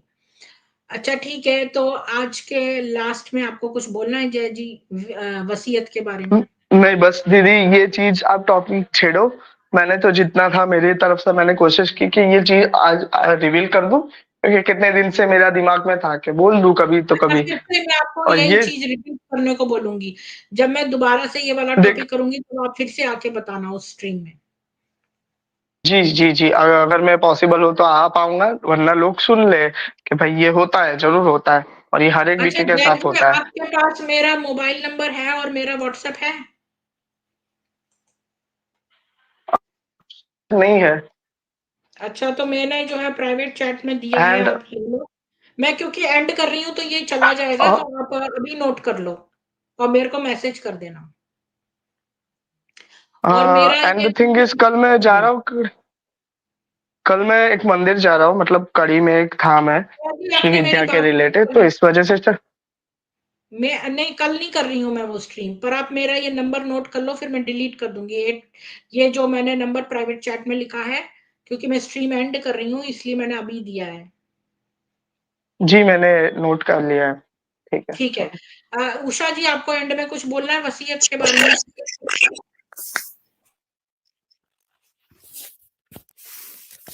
Hello hello.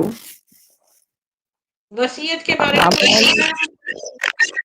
वसीयत के नाम बारे में तो यही बोलना है कि वसीयत तो ये अच्छी तरह से ले लेते हैं, इसमें कोई शक नहीं है। जितने भी वहाँ रहने वाली हैं वो ये सब बताइए लुटेरी उषा हैं। जी, कि ये इतनी बड़ी बड़ी जायदादें लोग अपना उनके नाम कैसे कर देते हैं, ऐसा क्या हो जाता है? वो हर तरीके से मोहनी मंत्र हैं। वो कुछ प्यार से मोहती हैं, कुछ जादू से मोहती हैं, कुछ खिला के मोहती हैं, कुछ अपने जो ये पित्र है उनके द्वारा मोहती हैं। मतलब इंसान एक ऐसा पुतला बन जाता है जो हम ब्रह्मा कुमारियों के लिए ही जी रहे हैं। एक जीवन ऐसा बन जाता है कि इनके बिना हमारा संसार है ही नहीं। ये संसार बन जाते हैं उनका, ये दुनिया दिखाते हैं अपने में।